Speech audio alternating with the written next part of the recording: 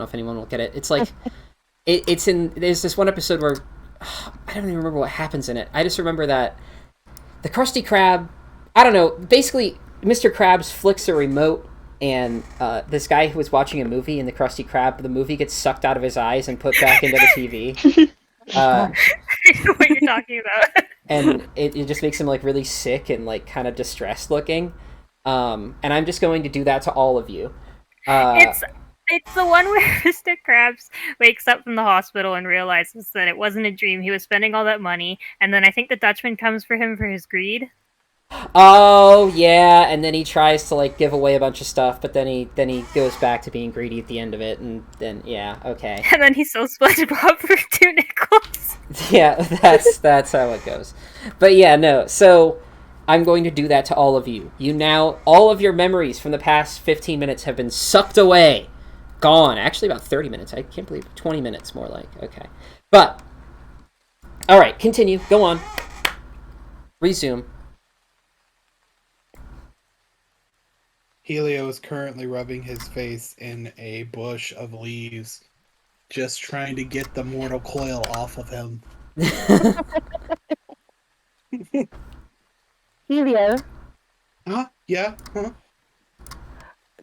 Could you please enlighten our friends who've never been into the Feywild what to keep in mind when we're going through it?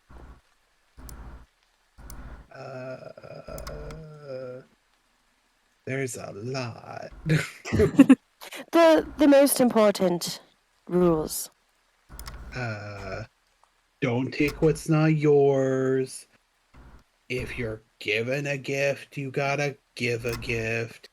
And don't be mean to people. He goes back to rubbing his face in leaves. Sounds like a nice Cat- place. Cat Liddy will immediately start rubbing her face in the leaves too, thinking that it's something that she's supposed to be doing.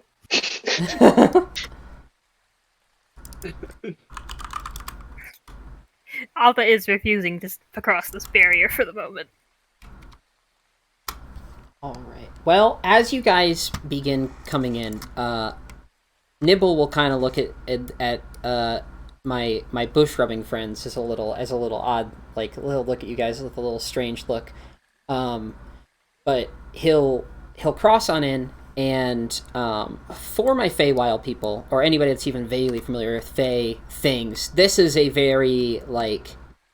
It's like almost cartoonishly Feywild in here. Like it's very stereotypical. The water is like this very like crystal, like clear, almost like blue, kind of clearish color.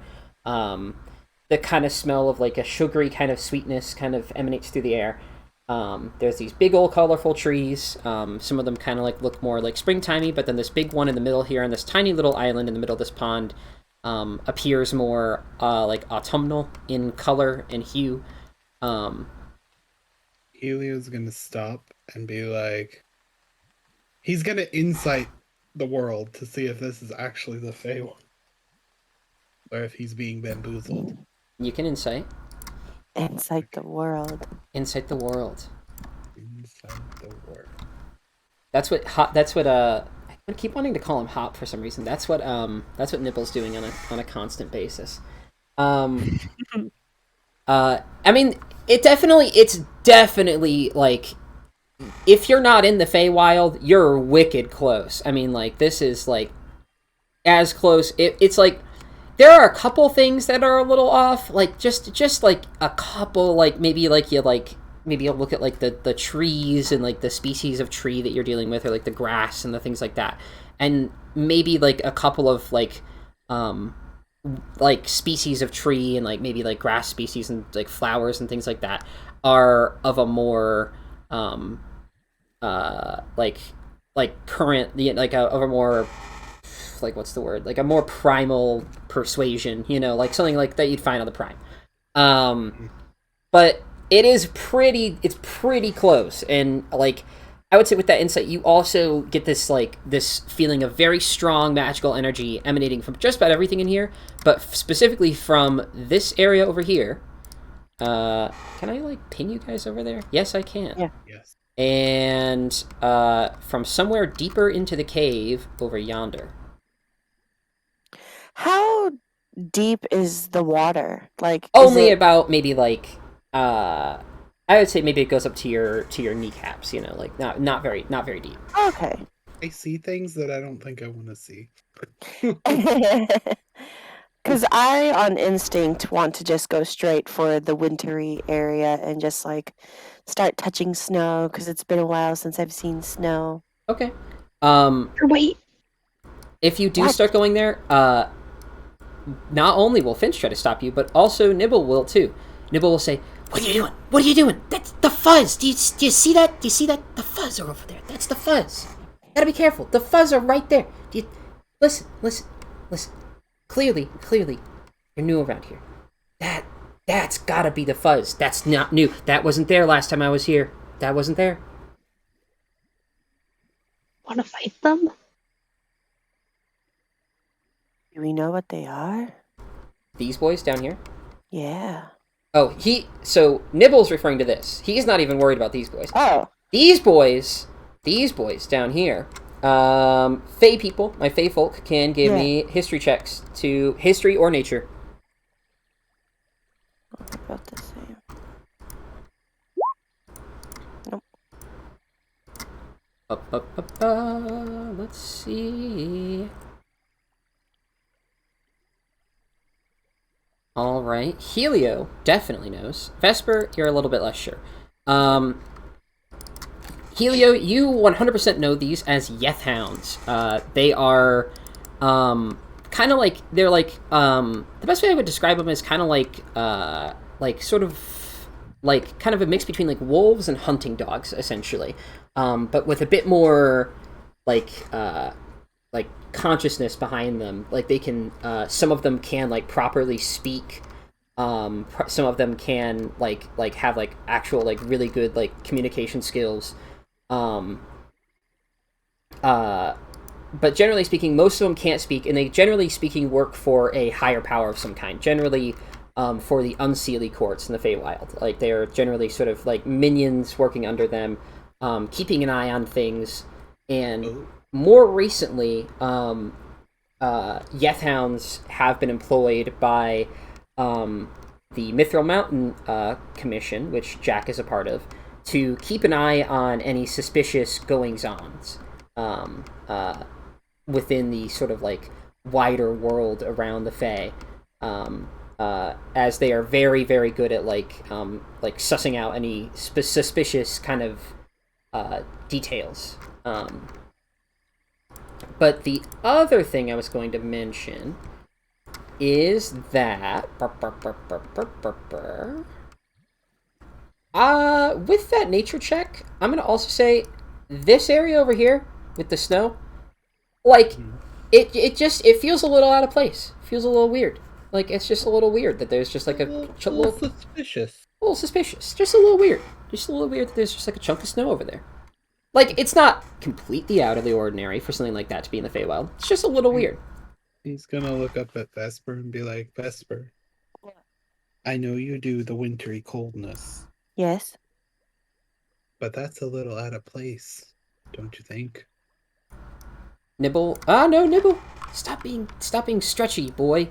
He's gonna hop up onto this table and he's gonna start taking a bite out of the cinnamon roll that's on this like little plate, and he's gonna just saying like, yeah, you gotta be real careful with those. I've been down here plenty of times. Never seen that before. That over there, that's bad news. Telling you, man. And those guys over there, you know what they're from, right? Not particularly. And he's gonna go into explaining to Vesper about them. Oh, I didn't even describe one of the most important details of this cave. I'm stupid. So I posted that picture in chat earlier of the big old crystals. The ceiling of this cave is littered with crystals of about that size. The ceiling is pretty high up. I would say maybe like 20 or 30 feet up. And it's got these big old crystals, each one shedding a different color light. You can see some of the... I tried my best to incorporate some crystals, at least into the entrance. But they're all different colors, and they're kind of like these flaky crystals, like in texture. And like what happens is like as like water begins to trickle down from the ceiling at some points, it will take a chunk of this like very glowy crystal with it, and it will bring it to the ground. It almost kind of makes it look like in some areas of the cave that is like raining these kind of like multicolor kind of like RGB like raindrops, essentially, kind of like dropping from the ceiling occasionally. And if they come in contact with if they come in contact with your skin, they just kind of like they shatter into like a million pieces, and they barely like you can barely feel it as though it like touches your skin. Again, basically like a raindrop, kind of like hitting your skin. Liddy, even as a cat, is trying really hard to resist the temptation of all the pretty rocks because she was told not to take things that weren't hers, but like she really wants some of these pretty rocks. It's the ultimate trap. The ultimate trap. The ultimate. Well, and she's kind of like awkwardly hanging out by where Ava is because she doesn't want to leave Ava behind, and like trying to get Ava to come in, but also being very distracted by the shiny rocks. She looks very much like a tiny kitten just like chasing a laser beam. Pouncing on the little droplets. Mm-hmm. Mm-hmm.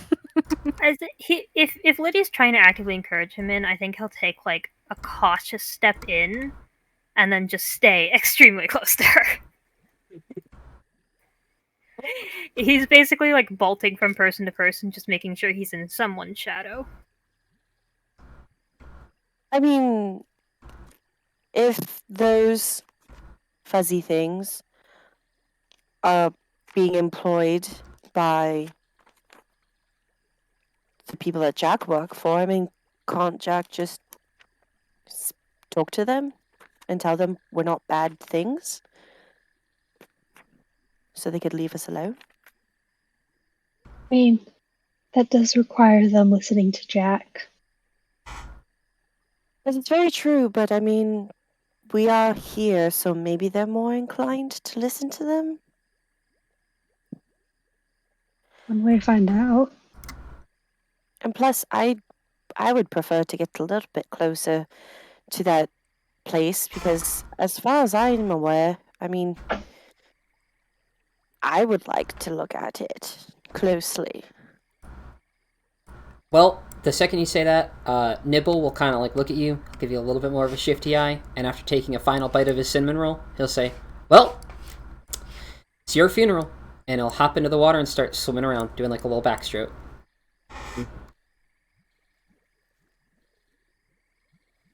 And I forgot to mention, but the Yeth hounds over here are all curled up, sleeping. Oh, okay. Hold on. How deep did you say the water was? For an average human, it'd be about like knee deep. Helio's going to attempt to freeze a line from, where is my little marker? From here to here. Okay. It can very easily be done. Is this tree like forming a little bridge? It is forming a little bridge. You can walk right on over it. Liddy will go that way. Let me make you a bridge of ice. Ice bridge.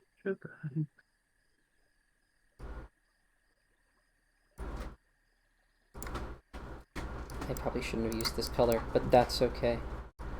Liddy's gonna stay in the tree. She doesn't want to get in the snow, but she does want to head over by where her friends are. There you go. And she does not want to leave Esper, so she'll stay by her. Yeah, I'm also gonna stay in the tree. Can I like actively try to hide in case these things wake up? Like, just make sure I'm covered by the foliage. Yeah, you So if totally they can. do. Give me a stealth check really quick.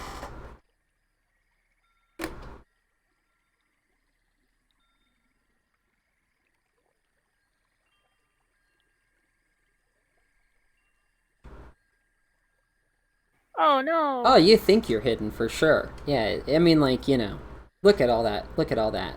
Alba tries to hide behind a tree, and then he almost falls off a log, and you just hear a slight.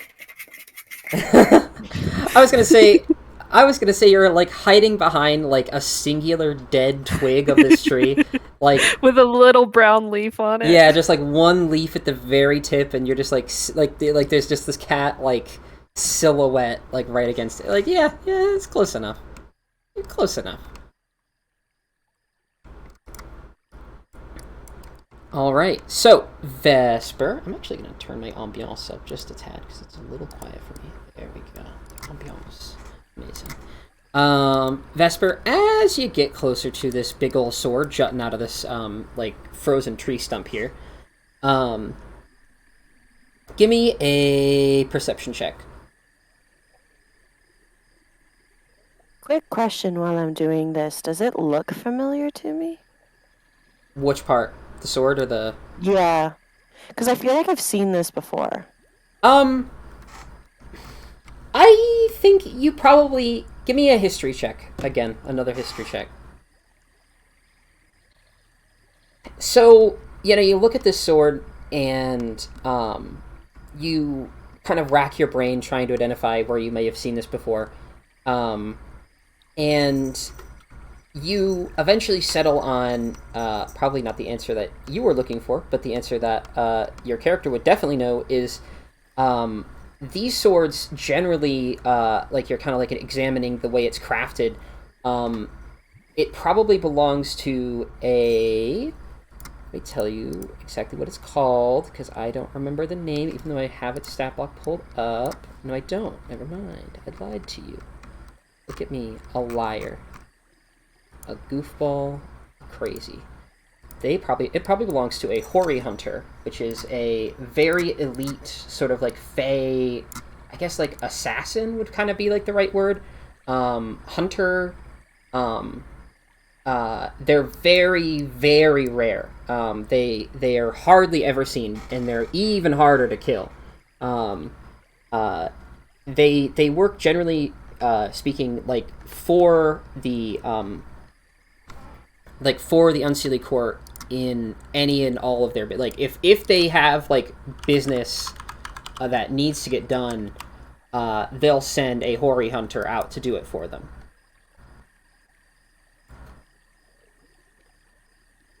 Can they be reasoned with?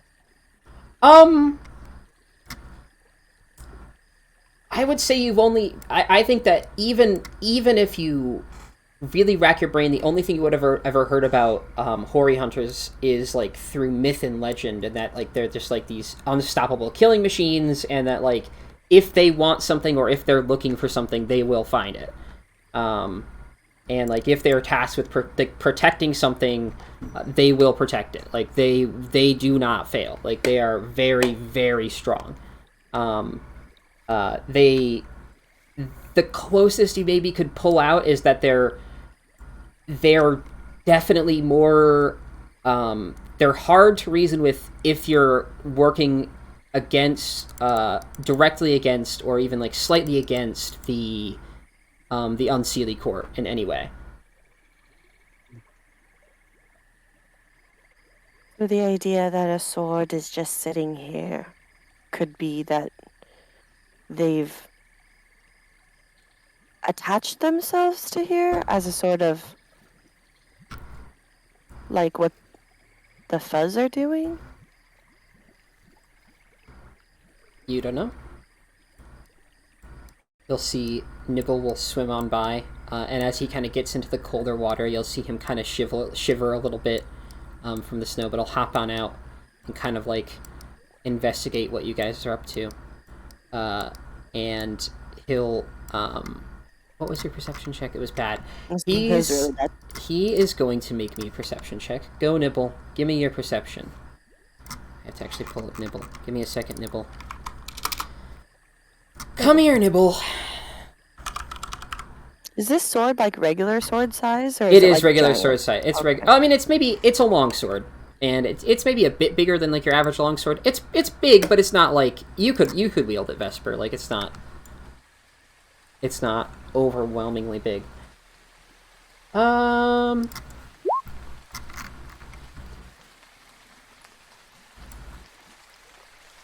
Nibble will point at the hilt of the sword, and he'll say, "Huh, that's a little weird. A little fuzzy, if you ask me." And if you all kind of train your eyes on the hilt of the sword, there is a diamond embedded in the back. And inside is kind of a a whitish kind of glowing light.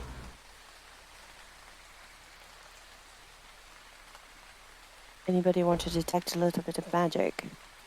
If you want, I can cast Identify. That too. I'll just cast Detect Magic real fast, and then if you want to cast Identify and all of that, that'd be...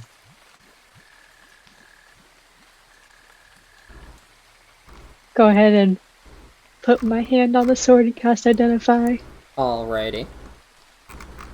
When you cast Identify, it is revealed to you that this is a sword of soul binding. Ooh. Mm. And generally speaking, when it deals a critical blow or when it knocks someone unconscious or kills them, it can attempt to, or not attempt, I guess. I mean, yeah, it's an attempt. It can attempt to basically like bind or seal someone's soul and lock it into the hilt of the sword. And that whitish light indicates that there's probably a soul being stored inside of it right about now. Oh.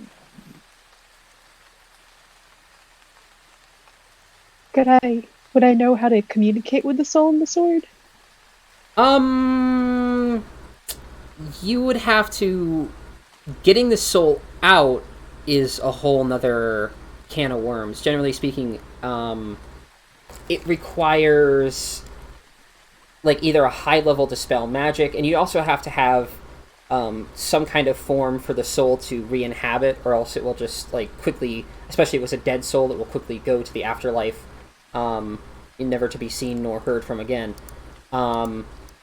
So really you'd have to spend a long time with it, and you'd have to have a particular vessel for it to inhabit.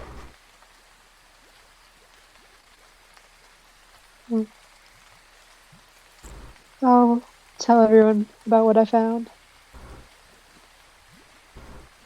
So it could be the sword left of a hoary hunter who battled with someone, and who knows where that hunter is currently, but whatever it fought, its soul is in it. Unless they took their own life and that's their soul in it. It's very true. But the fact that, according to Nibble, that this is a strange occurrence here is curious.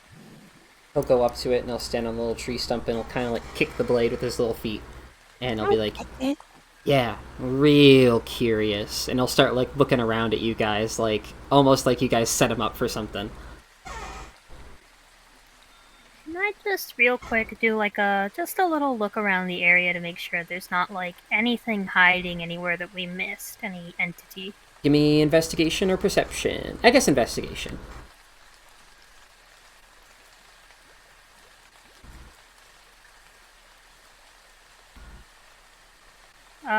You do a pretty thorough search. You know, you look at all the leaves on the trees and everything, and you're not seeing anything. I like to think I start doing a search, and then I realize while looking around that my little twig is like one dead leaf, and I just get so distracted by the fact that I haven't been hiding this whole time that I don't see shit.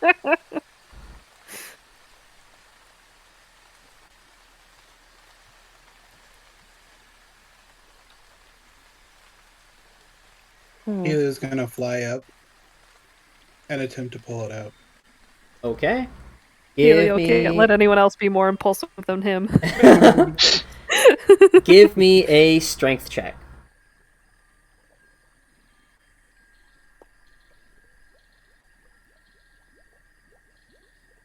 Alright, you go to yank it out, and you can feel it kind of give way. You can feel it kind of shift a little bit, but unfortunately you're just a little bit, you're too small. You're too small. Even with the help of Nibble kind of like giving it his all on the bottom of the sword, you two can't do it. I would just like to say I rolled a 14 with a -3. Like, that is very impressive. That is very impressive. You were only one short. I have an idea. We have a talking sword, don't we? Maybe Yes, they can communicate. Oh god. Or maybe it knows a little bit more about these types of swords and could provide some insight. Okay. Are you taking Who your currently talking has a sword out? sword? I think you I think do. Finch has I do. it. I do. Yeah. I do. I'm gonna take our what's his name out. What was his name? Shoot. Does he have a Oh my name? goodness. I don't think he's given you a name. If he has given you a name, it's not in my notes. Let me see really quick. I might have it in my notes. Hold on. I have a name, but I don't know if it's the name of the I think sword. I think he has not been given a name. Beans. Let's see.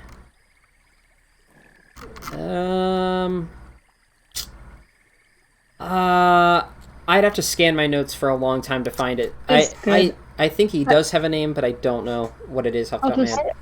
Underneath Oh. my notes, where the god's name is, I wrote Ugir, but I don't know if that's it. It's like Ugir. Ugir. I don't know if that's the name of the sword or what it was. That sounds vaguely familiar. We'll go with that for right now, just because that sounds vaguely familiar to me. So we'll go with that for right now. Hey, your buddy old pal. You're a talking sword, right? You'll get the equivalent of a nod from your talking sword.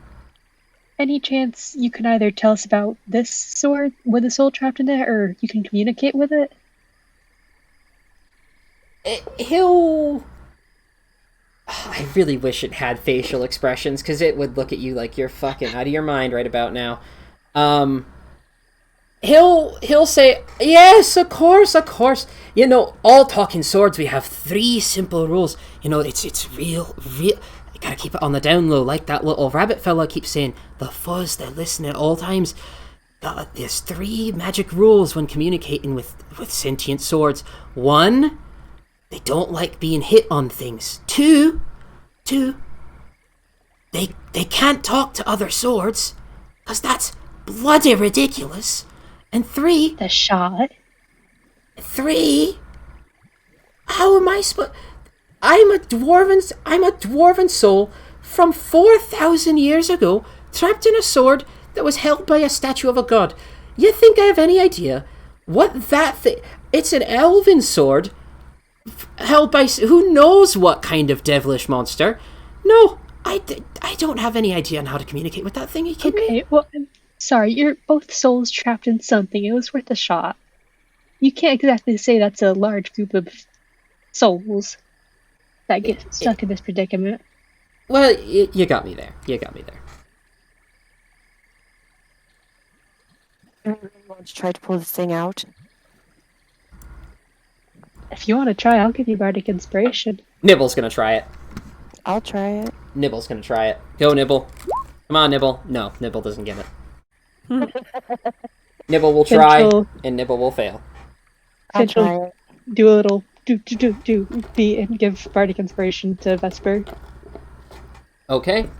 Give me a strength check. Oh, yeah. Oh, I mean, like butter.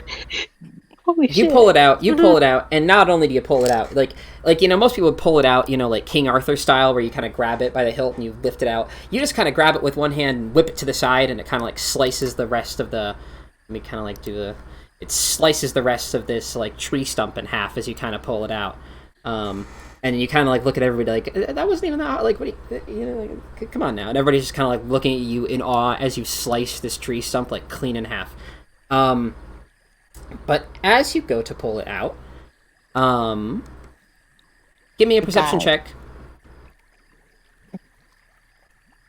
Nope.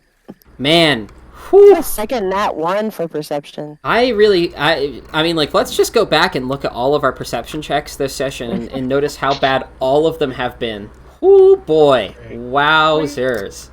Are you wanting everyone to make one or just Vesper? Just Vesper for right now. Okay. When you sucked all the images and memories out of our head, are you sure you didn't take too much? Yeah, I think I took a little bit too much. Perception. Yeah, you take it out and you hold it. It's a very well crafted sword, despite being it feels similar to Harshnag's axe in a way, and in the fact that it's like, despite being like a little bit big for like you, and it seems like outwardly that it would be an unwieldy weapon, but you hold it and you kind of have it in your hands, and like the weight of it and the way it's balanced, it feels and works like very well. Like it has just this very like comfortable feeling when you're using it. But the only other thing that happens is you'll hear some kind of shifting and shimmering in kind of the leaves beyond. But that's it. Maybe like a stray, an errant gust of wind will kind of like glide through. Will kind of like, go through and kind of like shimmy everything up a little bit. You'll see maybe like the butterflies over here that are hovering around this like red tree will kind of like all kind of like fly back to the tree stump for a moment before like flying back out.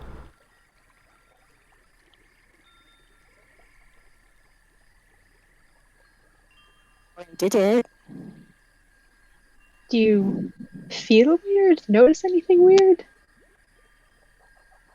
Not particularly. It was a pretty decently balanced sword for the size. But I don't hear anything. I don't feel different.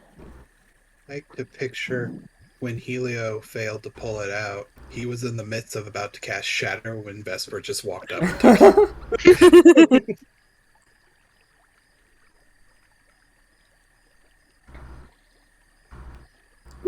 Okay, well, Lee's keeping an eye on the little doggos over here to see if they wake up. Nope, they are still sound asleep. Do we want to continue on? I mean, we got a new sword. It's kind of hard to hide it. And I'm wondering if we come across any possible hunters out there. What they would think if they saw us with one of these.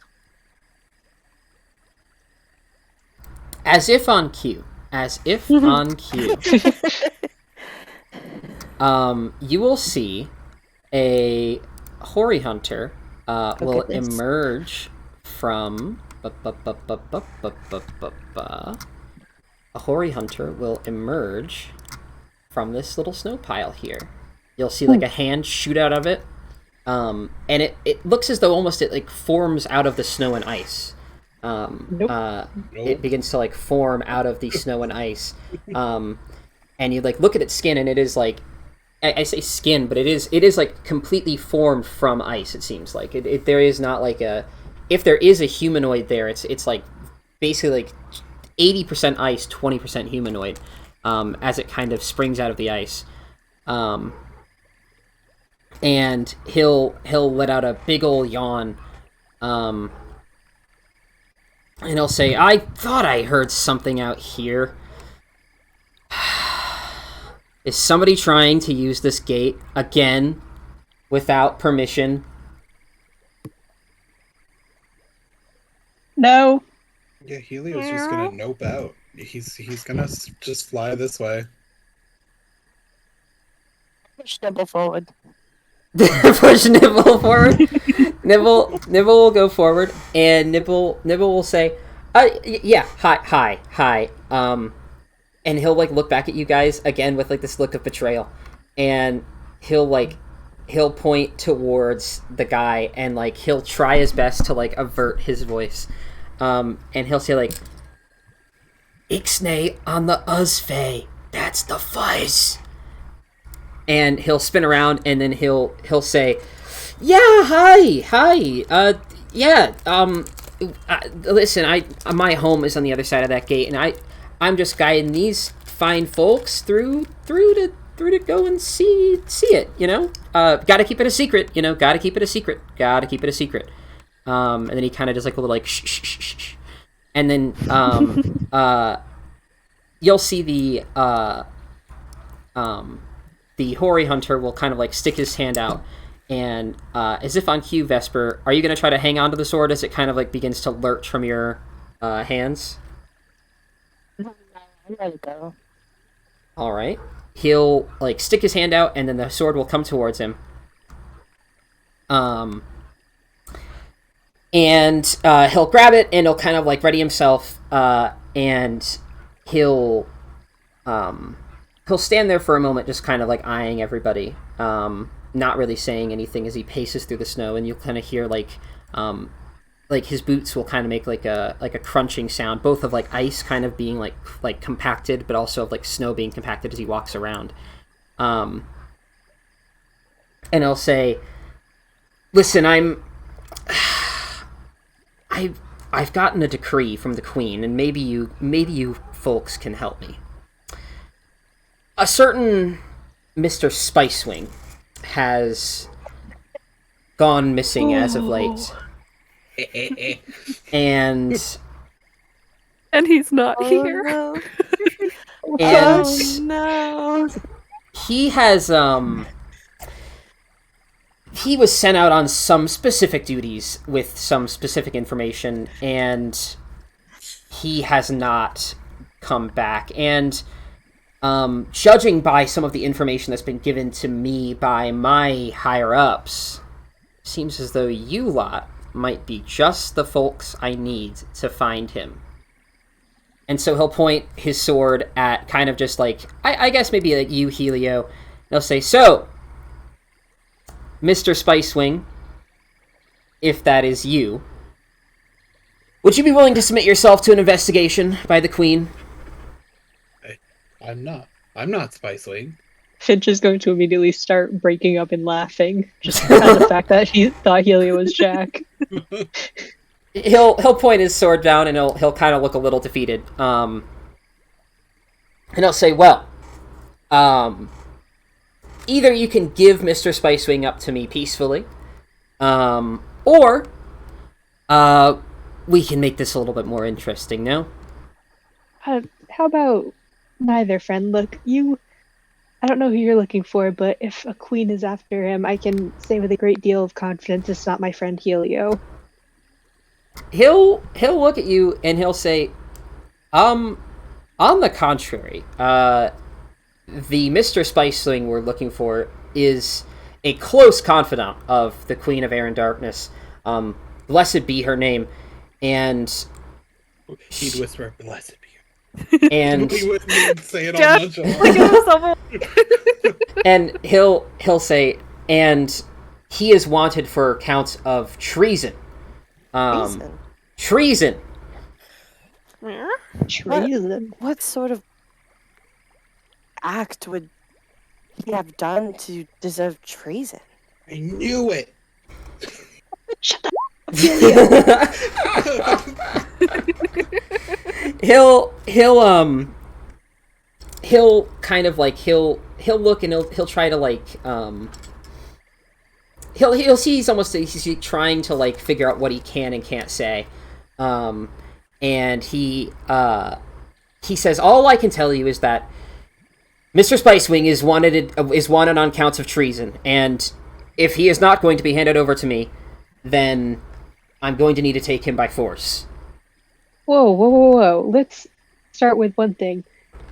Have you just been going around arresting random fairies? Like, in general? I mean, do you have any reason to believe he's Jack's Spice thing? It's more common than you think. His name to them. Well, he'll look at you, and he'll give you a very long, boring digest of actually no. So what has been going on, he'll explain, is that there have been reports of where Jack has been, because Jack does have that almighty badge on him. So there are, like, Jack does have sort of like a little tracker on him that does kind of relay his location.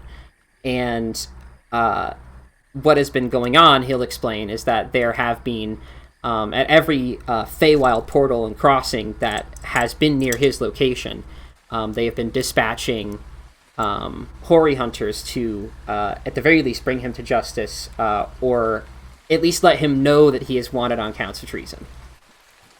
So, because of this, you know for a fact that Jack is within this vicinity, yes? He'll nod. Okay. Finch, it's best we try not to lie as much as possible with this.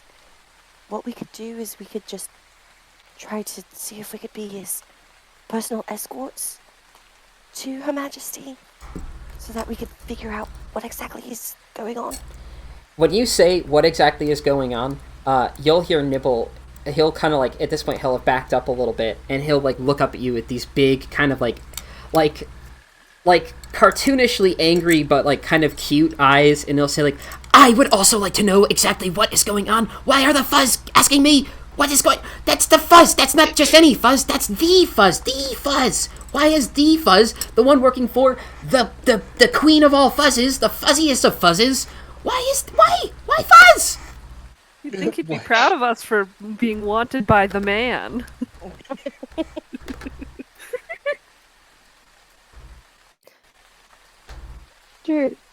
Fuzz, or I never got your name. Who are you? Nibble. I'm Nibble. Not you. Not The other you! guy. Oh, he'll look and so he'll kind of like pause for a moment, and it's at this moment when Helio, I would say you're the most knowledgeable. You rolled pretty well about hoary hunters earlier, didn't you? I think you did. Yeah. Yes, You you did. did. You would know that hoary hunters are not given names. Like, hoary hunters do not have names. And asking them like what their name is maybe not like a sore question, but like definitely one that's like one that they find difficult to answer, because lots of their identity is either taken from them or is a part of the Queen of Air and Darkness herself.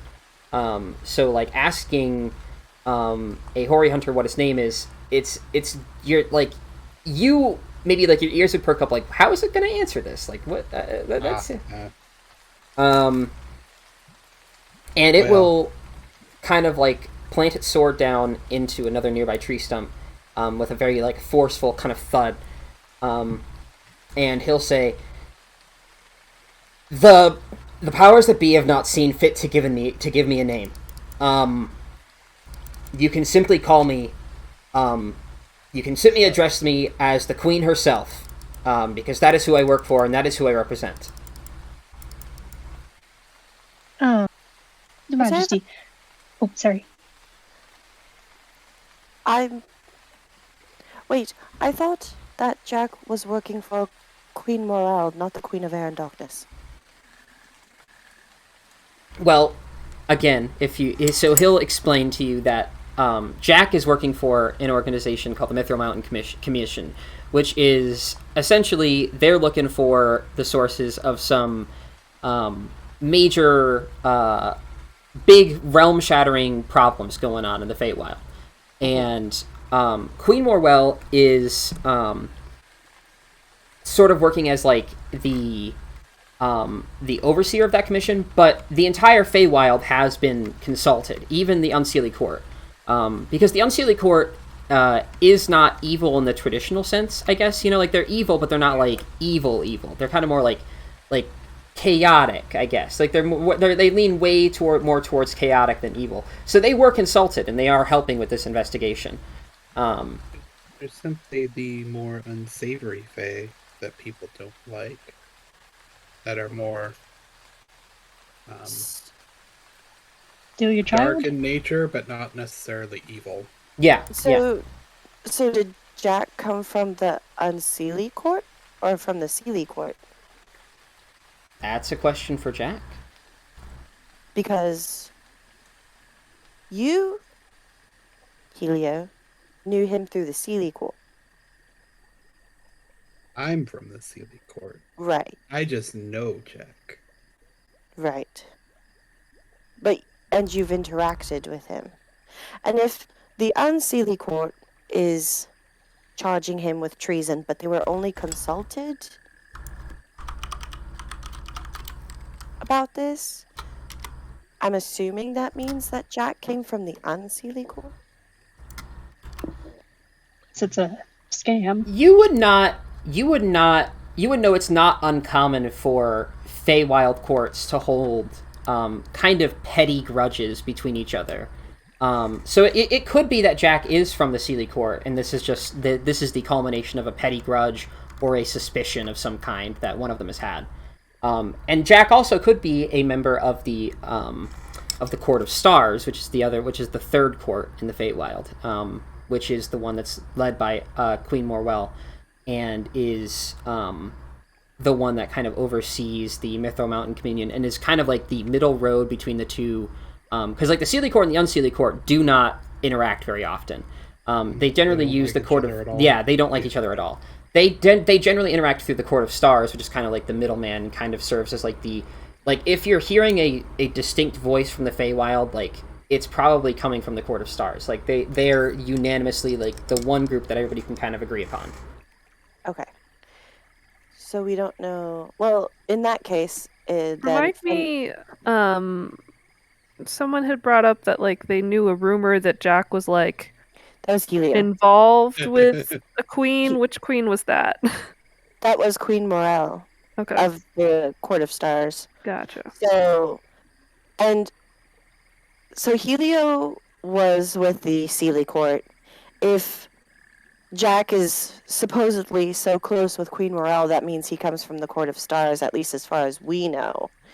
So in that case, the fact that the Unseelie court is trying to obtain Jack specifically could be that they knew that Jack was sent out to find us, to gain information about what's going on in the Prime material plane, and they want to, I guess Jack hasn't given a lot of information possibly to the heads that be, and so the Unseelie court is trying to, in my opinion, underhand everybody by getting to Jack first so that he could tell them what he knows.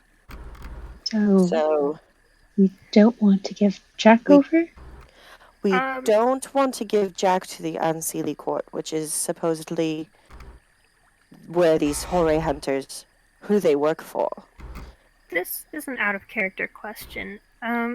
Is like would calling it treason, if that is the case, not be a lie? Can you rephrase it? Because I don't quite... Like, the Fae aren't allowed to lie. This guy has said that Jack is wanted for treason. So if they did just want to get to Jack for his information... Treason would imply that he somehow owes loyalty to them. Yeah, is he not lying, implying treason, so... I would say... all Fae would assume a loyalty, if not to the...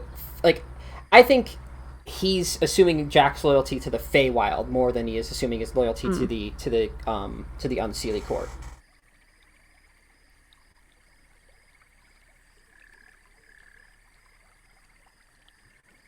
Well, if we don't want to give him to Jack, I can try and persuade him to just check Helio. That if Helio doesn't have a badge, that proves that Jack's not with us. If Jack's not with us, he has no reason to be stopping us. If his magic says that he is with us, how would we explain that away? I stole it. We can say I stole it. I'm a tiefling. When Jack first met me, he was all, ugh, tieflings. Maybe this guy's also a dick. Then I suggest that you try and get Jack to slip his badge to you so that you can show the hunter that you have it. Oh, if only Jack was here.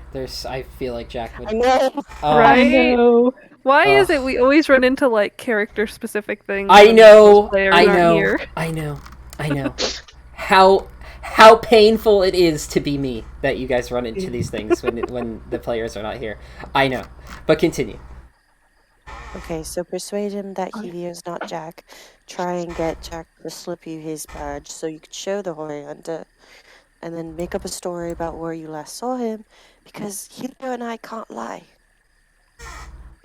Imagine not being able to lie. That sounds awful. Okay. Your Majesty, I would also How about- like to point out that Fae.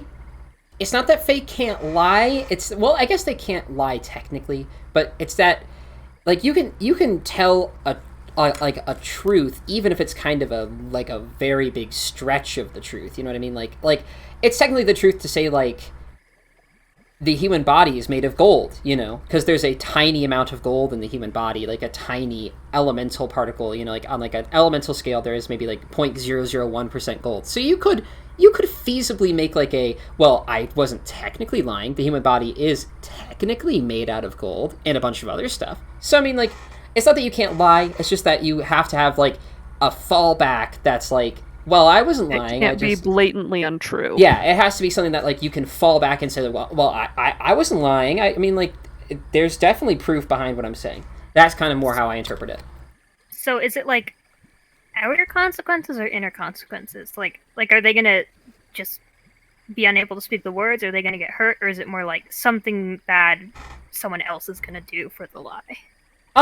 Generally speaking, if a Fae, it depends on the Fae as well. If you're caught telling a lie, it can be as simple as like that, like the person you're talking to, the Fae you're talking to might hold a grudge against you forever, just like would never get rid of that grudge, to, or maybe like they would never like, or maybe like if it depends on also the seriousness of the lie. Like if you're talking to Lil Nibble here and you give Nibble a little lie, like, I don't know, I'm not a member of the Fuzz,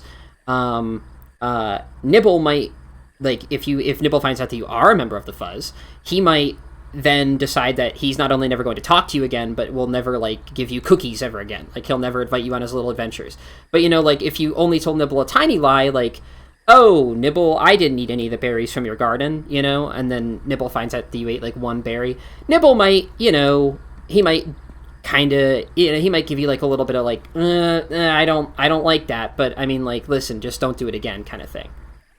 It depends on the seriousness of the lie, and it didn't. How petty the arch. Yeah, how petty the recipient of the lie is. If the lie recipient is very petty, then they could hold it against you for the end of time and would come after you at every given point to not only make you confess the truth, but also probably just to murder you for having lied. Note to self: don't lie to Helio. That's probably a good idea. Yeah, to be no. honest, it We'll probably shatter is. you. Yeah. Okay. Well, Helio holds I- grudges. I trust Finch in her deceptive and persuasive abilities to be able to do this. So, Finch, go.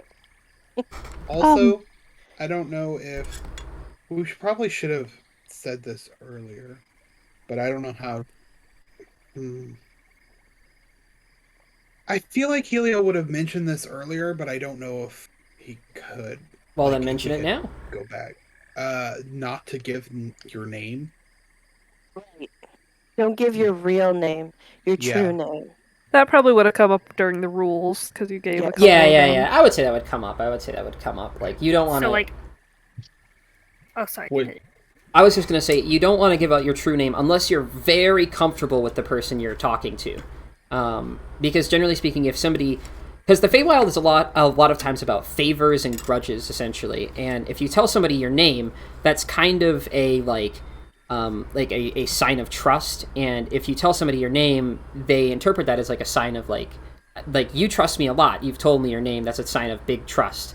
And that means that, like, if you, anything that you do or say will be, like, much more, like, held to a much higher standard and scrutiny than if you just kind of say, like, oh, hi, I'm just, you know, your average, I'm just a little bard, man. I just do my little bard thing. I don't know if you all noticed in the very beginning, Helio said, "You can call me Helio," when you were introduced. Like, in the very beginning, I know, I don't know if Vesper noticed, but that's I didn't know. Finch. Yeah, he said, "You can call me Helio," because Helio's not actually his name. He has Right. a list of names that he's Cycling changed his through. name over the year. Yeah, and it's very, because like in the newest book, you can straight up, if someone knows your name, they just have control over you. That is true. More powerful Fae can, like, can like take control over you if they have your name. So it's best to just like keep your name a secret, but also just as sort of like a manners thing. Fae generally will see like somebody telling somebody else's name. Like if you say like, "Hi, my name is Vesper," that kind of bestows upon them like a level of trust. Like, I trust you enough with my name that like I'm willing to tell it to you, and then that trust is supposed to be sort of reciprocated back and forth. And if that trust isn't reciprocated back and forth, it can lead to bad consequences. Ooh. It's almost like you're giving them the gift of your name. Yeah. Exactamundo. I've got a thing typed up about Feywild manners that I want to run through one more edit before I send it out, but I will send it out at some point soon. That will kind of like clarify everything before you guys see what I did there? And before you guys hop into a Harengon village and kind of like deal with that stuff firsthand. But continue. Alright, Your Majesty, you clearly think our companion is the Spice Wing guy. Why don't you just check him? If he has a badge, well, then you have an easy answer. He'll nod. But he'll also say that I'm going to need to check every single one of you. They're small. He's a small bugger. He could be hiding anywhere. Shit, let me check my bag quickly. Here. There's something I can do. I have an idea. Oh no, Vesper or Finch. I need to find something I left in your bag. He'll also whistle, and one of his Yeth hounds will come over. And will kind of like stare at him kind of idly. And okay. Weird question. Mm-hmm. For a familiar, it's a fey creature, right? Yes. It can be, yes. So theoretically, if it's not like actual tangible real, if I fed Jack to Anarchy, would he be digested? If I fed Jack... No, Jack would not be digested by Anarchy. Anarchy cannot digest. I'm going to... While he's searching Jack... Wait a minute, I don't think so. I think that they're made purely out of magic. I'm going to say no. I don't think that... Hey. Let me double check. Oh yeah, when you summon a familiar, they're either a fiend, a fae, or a celestial. So your choice. So is Anarchy a celestial, a fae, or a fiend? I'd say celestial because she doesn't want to go with fiend and she doesn't want to go with fae. Does that mean that Bruiser's a familiar, someone's familiar? Because he is a celestial. Could be. Bruiser is and remains a mystery. Either way, is my familiar like magic-y or coyote-y in the sense that if Jack got put in its mouth, Jack would get digested if actually swallowed? I'm gonna say you can determine whether or not your familiar has the ability to digest things. That's your decision. If you want your familiar to be digestible, then that's okay. If you want your familiar to not be digestible, that's also fine. You definitely decide the shape of the shape and appearance of your familiar. That much is 100%. So you can decide the shape and shape and appearance of your familiar 100%. I guess that goes hand in hand. I guess kinda. The insides are an appearance. So I like to imagine Finch uses Anarchy as a backup, extra safe handbag, just an emergency stash. So she's gonna try to just kind of normally pick up Anarchy as just a kind of comfort cuddle, and just if the guy looks or asks about it, say it's like for emotional support, and then have Anarchy just quickly gobble Jack up. Okay, hey, really quick, Joe, do you know if Jack Jack, do you know if Shady would be available for 2 minutes to just let me Let me know text whether or him. not? Let me text him. Yeah, because if he would be available for 2, I just want to know if he would let Jack be eaten. Okay. I don't think Jack Okay. would allow. It doesn't even need to be a voice response. I just want him to. If I can, I'll text him right now because Tell him specifically Finch is asking. Finch is asking if he wants to be eaten. Don't phrase it like that. That's awkward. Add context. Anarchy's name somewhere in there. Yeah, I And was saying Finch is that. asking if Anarchy wants to. While all this is happening, when the what's it called, Yeth Hound walks over, Liddy, like crouching in the tree, is just going to start like studying it very intently to try and figure out if this is the sort of thing that she can wild shape into or not. I would say. I don't know if it's If you were a technically very an animal high, or if it is I something think else it is. confused. So it's technically a fae, but I like to expand the availability of wild shape things. So if you were a very high level druid that could Okay. like what's the one that can wild shape into like mammoths and shit at the very end of their level? Like what is that? Like that's the Probably me. Probably Circle of Circle Moon. of the Moon. Circle of the Moon. I don't know. One of them can like shapeshift into crazy big boy animals that like are like double the challenge ranking of other Yeah, ones. mine is I can shift into something a third of my level rounded down, I want to say. Yeah. I would say that you probably can shapeshift into a Yeth Hound. Did we get a She's bag gonna of holding start when we went shopping? Hmm? What? Did we- Someone has Did one, we yeah. get a bag of holding when we went shopping? You did. Yeah. We did. You did. Who has that? Does Finch have that? I'm I gonna don't say have that in my just. inventory. I'm just gonna say straight up. I think has it? Vesper is the most responsible. I think Vesper is gonna have it. Probably. Okay, because if that's the case, then I want to stuff things in the bag of holding. Why can't we just stuff Jack in the bag of holding? Because Suffocate. he'll suffocate. Mhm. Well, he can hold his breath. Okay, so he responded to my text and he said, I mean, he'd probably suggest Finch do it, but if she refused, he'd take whatever she thought was best. Have Finch eat. Yeah. Okay. So, Finch, if you don't want Jack hiding in your mouth, he'll do whatever you want him to do. She's gonna just kind of, under her breath, message Jack, climb into Anarchy's mouth. Don't struggle. Okay. In Jack goes. Down the hatch, as they say.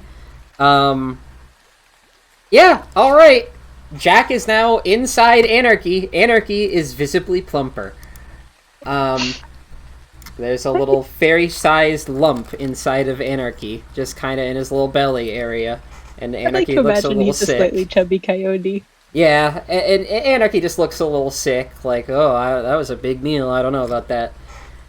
I'm just saying, I could have dimension doored Jack. And then I could have This come was more back. entertaining. This definitely, I think, is more in line for our group. I think that as a first session back, I think that this is exactly what we needed, which is Jack being eaten. But anywho, actually, speaking of being our first session back, do you guys, in 1 second here, I'm gonna do one more thing, and then do you guys want to take a quick little micro break while I go get a little bit of water? Yes. Yeah, I need yeah. to use the bathroom. Me. Okay. The only other thing I'm gonna say is that shoot, what was I gonna say?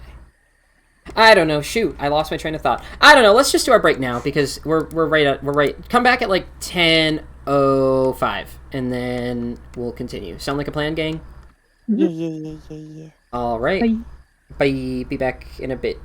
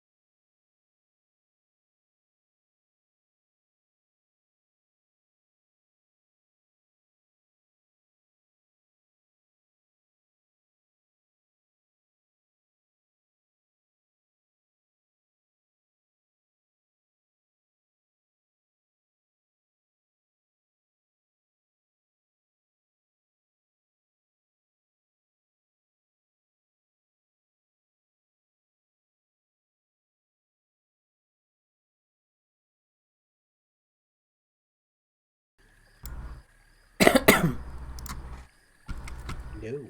Hello. Hi. I didn't know anybody was here to hear my little weak cough. Hello.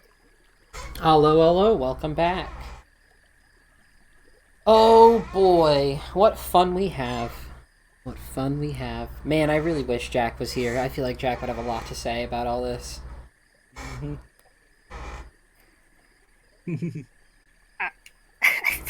Somehow I feel like this would be going a lot worse for us. It probably would. It probably would. That's part of the reason why I wish he was here, is because I feel like it would go a lot worse. A lot worse for you guys.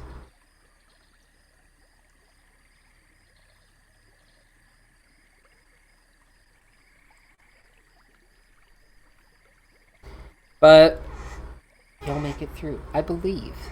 You're so close. You smell that? It's the smell of freedom.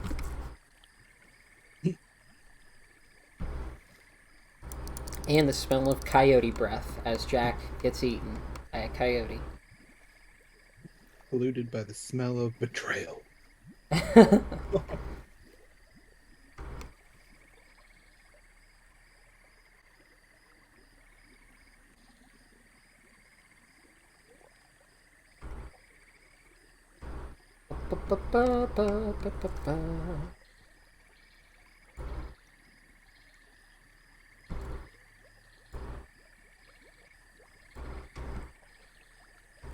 You should have grabbed the water while it was up, but I didn't know. Oh, look, there's a water over there. Wow. Okay. The world really is kind. It really is just a bottle of water sitting on my bedpost. Okay.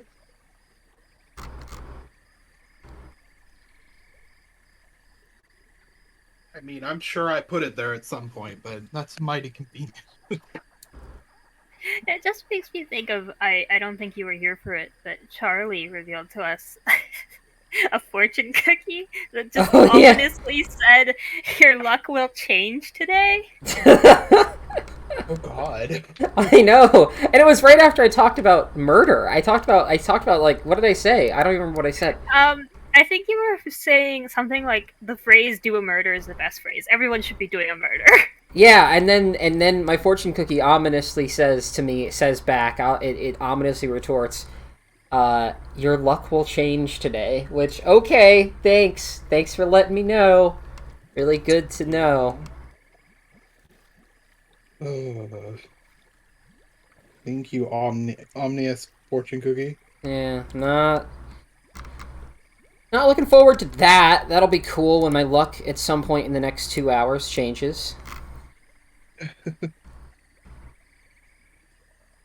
Shady said that Jack is going to stay hidden. That's his goal, is to stay hidden. And that this could be a turning point for him because he feels betrayed. Ooh, well, okay. Betrayed? Betrayed by who? Well, remember that rumor that you told us? Yeah. I guess Sorry. I guess his assumption was maybe she found a new lover. So he was going to basically, at first he was like, Jack is going to lay it on thick with Finch so the hunter can report back and say that Jack is doing just fine with his new lady. But then when I told him about right now he's in the stomach of a celestial coyote, he's like, oh, okay, well, he's going to stay hidden because treason means death, but it may be a turning point for him feeling betrayed and all, so exactly what the details are, we won't know until he comes back. Yeah, we won't. I beg. Speaking of petty fae who might hold grudges. Yeah, we don't have any of those. There's no such thing. No such thing. Petty fae that hold grudges? None. I don't know any. I like to think that. Helio. Sorry, go ahead. Oh, sorry. I was just gonna say, I like to think that Jack is hiding now, explicitly so that as we're traveling, he can steer us towards her castle and just bust into the room to dramatically accuse her of breaking up. And no, he's not taking it badly. You are. That's literally. Oh, I love that. He tries to put his arm around Finch, and she just like flicks him off with a finger and is like, "Excuse me." You know what makes me angry is I just realized something. So, I made this map a while ago, and I just realized an error with it. and I'm not going to point it out. I'm not going to point it out because it would break everybody's. It would break everything. Everybody would notice it as soon as I pointed it out. I'm not going to point it out, but I noticed it, and it makes me angry that I didn't notice it before. Makes me angry. Little angry. Just that there's just a tiny thing, just a tiny little detail that I messed up. It makes me a little mad. You say on this map? Yeah, on this map, there's something small. If you notice it, don't say anything. You know, I gotta go look for it. I know, I'm looking for it right now. Oh no, I shouldn't. I think Probably... I might have found it, but I don't know. You might have. I don't know. Listen. It makes me very mad that I didn't. It's a tiny thing, and it just makes me a little mad. Oh no. I just think the map is pretty. Oh, thank No, you. it's very colorful. Also, I checked, and Liddy can wild shape into anything CR2 or lower at this point. So I don't know what CR these You can't do it things yet. are. Okay. It's a CR4. But someday. But someday. I'm keeping it. She's studying it so that she has it in her mind. In the mind's eye. One day, you too can become a Yeth Hound, a scary goblin-faced dog creature. I don't know why, but I thought you were gonna say Yeti. A Yeti. I mean, you could become a Yeti. They do exist. They're out there. Yeti. Let's Just bring 'em up. apropos nothing. One day you two can become a Yeti. One day, I feel like that should be the session title. One day, you too can become. There's a Yeti and abominable Yeti. I wonder what the difference is. One is snow. Well, they both have snowy fur. They both have the exact same description. But one of them is stronger. Much stronger. Ah, I see. One of them is very strong. Okay. And one of them has a special ability. I see. Okay. Long story short, you don't want to run into either Yetis, but if you do run into one, a regular Yeti is better than an abominable Yeti. There you go. The more you know. Immune to detection.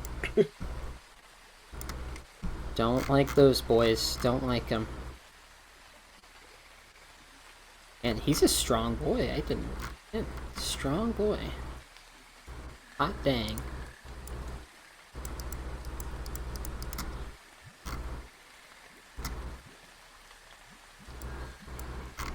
Ba, ba, ba, ba.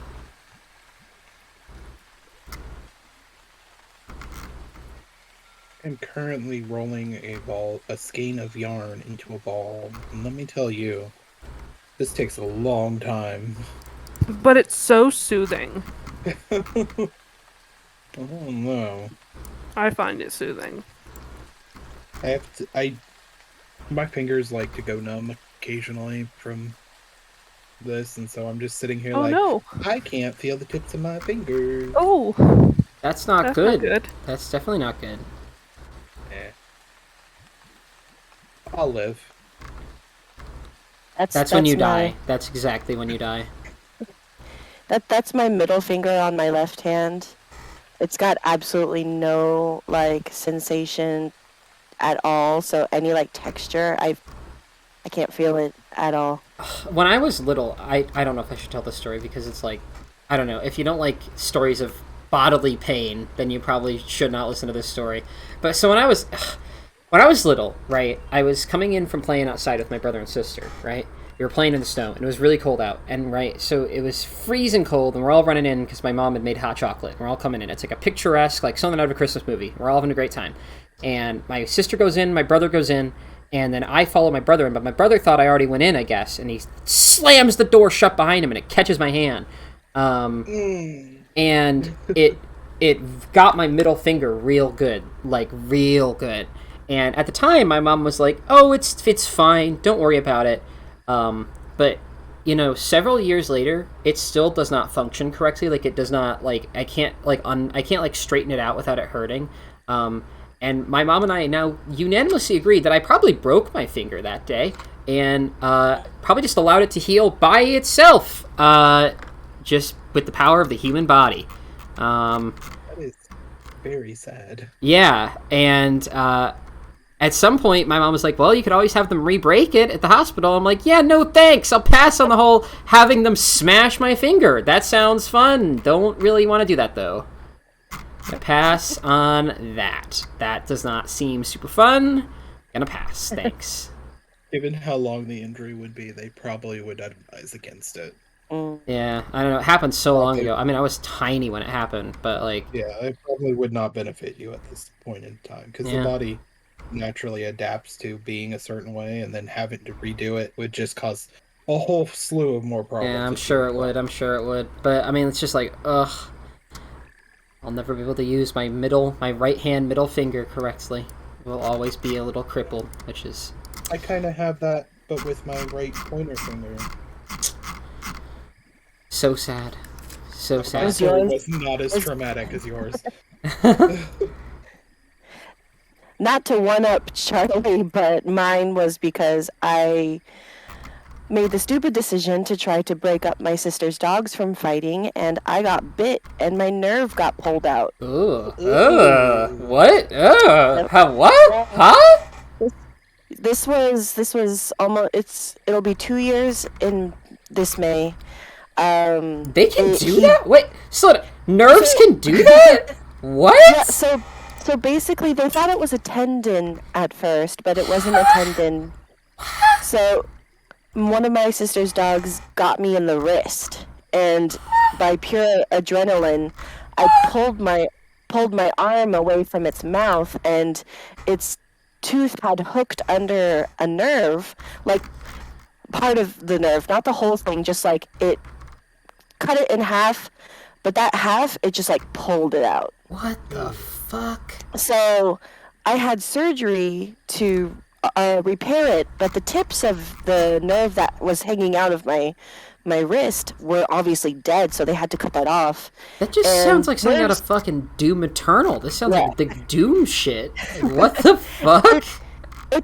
Nerves can grow back, but it's been nearly 2 years now, and I have full range of motion of my hand.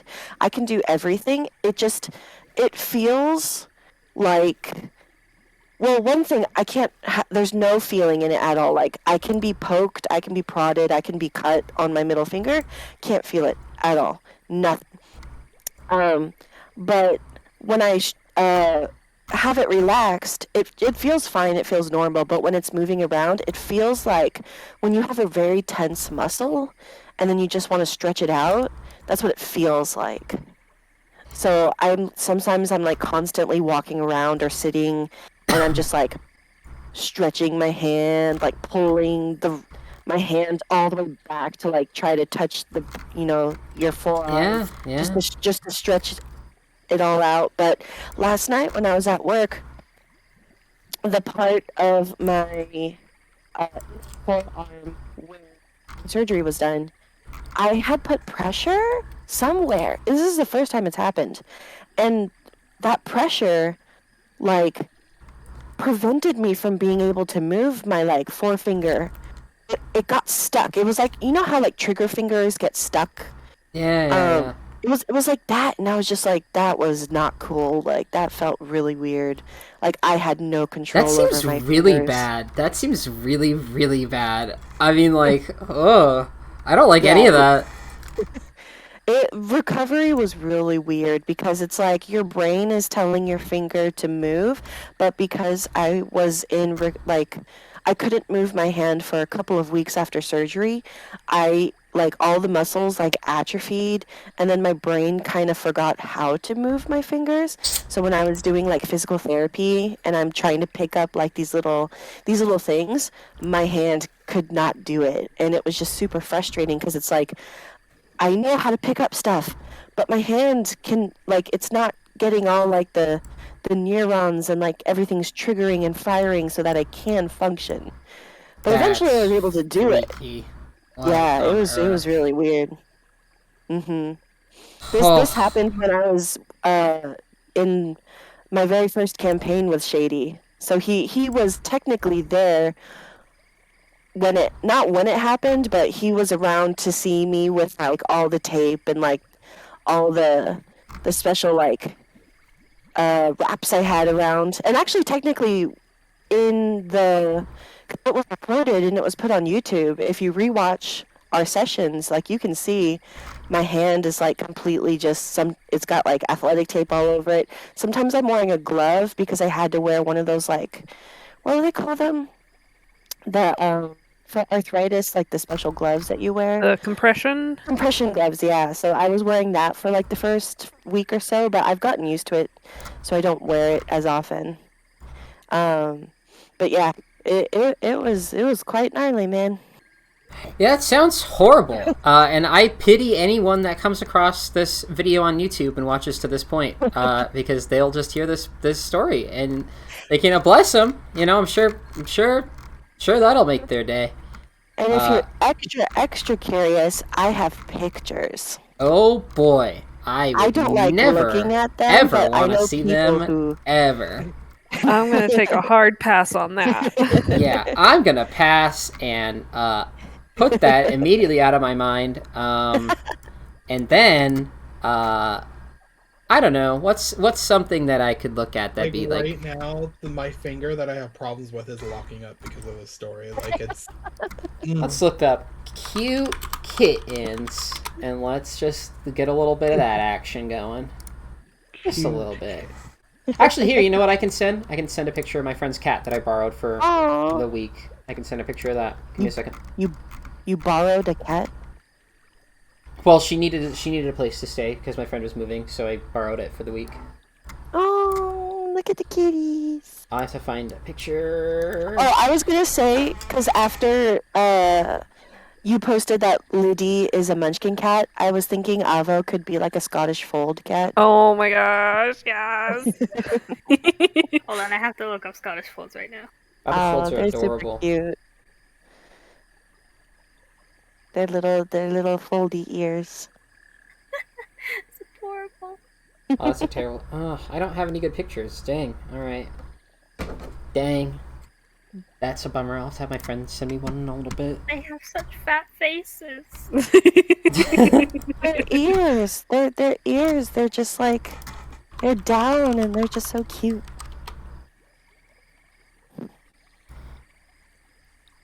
What is my phone going off about? Okay.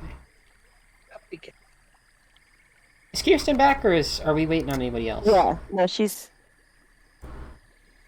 here? she's not unmuted. Oh, she's... Because if she's back, we can continue. I just didn't know if she Yeah, was that's an back or not. avocat. That's definitely an avocat. Oh.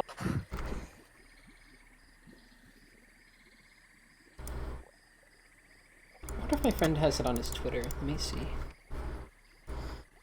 What was the kitty's name? Its name is Riley. Her name is Riley. She's very sweet. Although when she was here, originally, my mom called her Parsley, because Parsley, I guess, sounds a bit like Riley. And then over the time she was here, we called her like Parsley, Parsnip. Or confused cat. Yeah, we just called her a bunch of different names. And she was like at least like part Russian blue because a lot of her body, like her like blue, she had like a blue body, but then like a white kind of like crest on her chest, and then like white little socks on her feet, and like a white tip on her tail. And she's real cute, real pretty.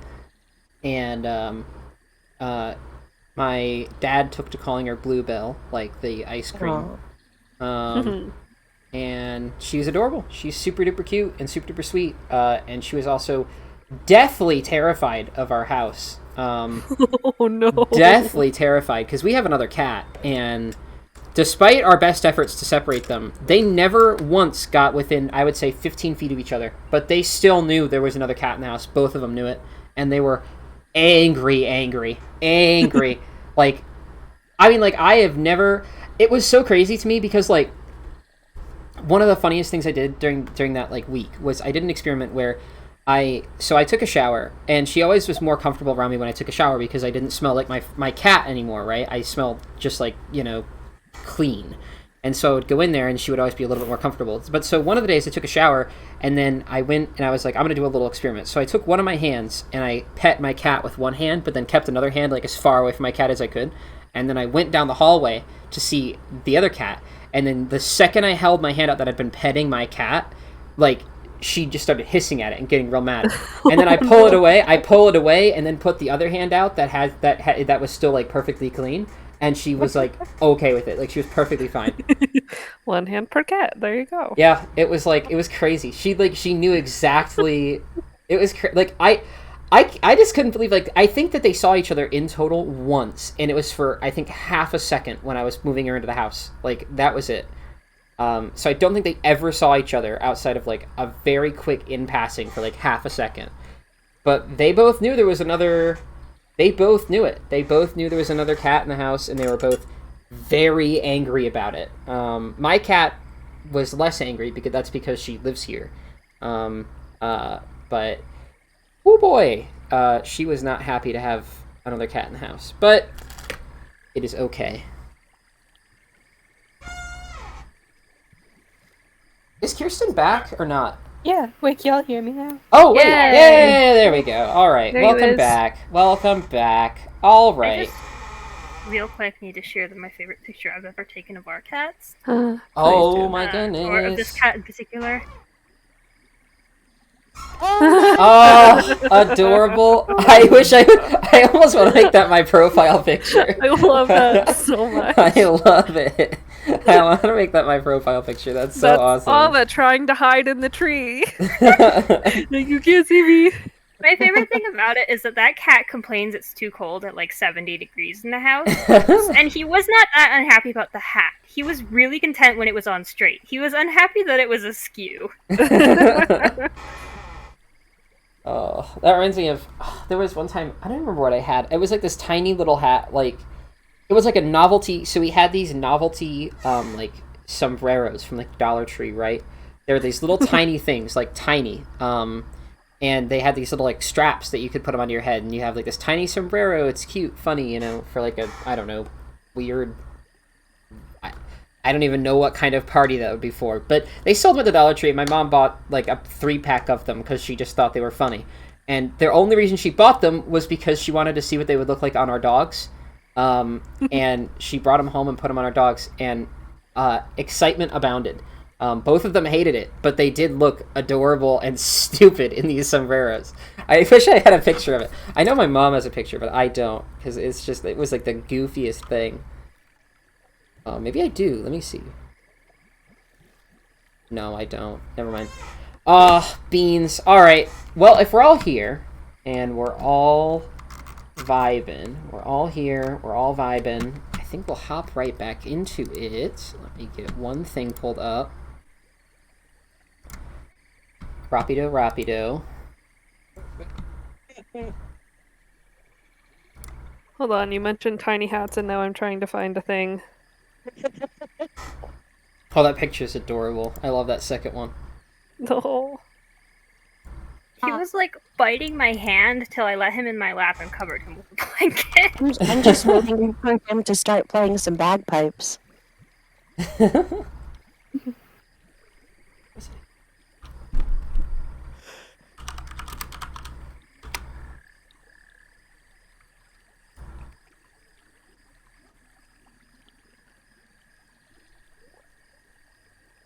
Alright. Got my notes. Got that. Alright. We're back into it. With our good friend... I can never remember what these guys are called. Hoary Hunter. That's what he's called. I can never remember that. I've been dealing with this Hoary Hunter for, like, the better part of a week, and I can never remember his name. Doesn't help that. Actually, I'm gonna fix that really quick.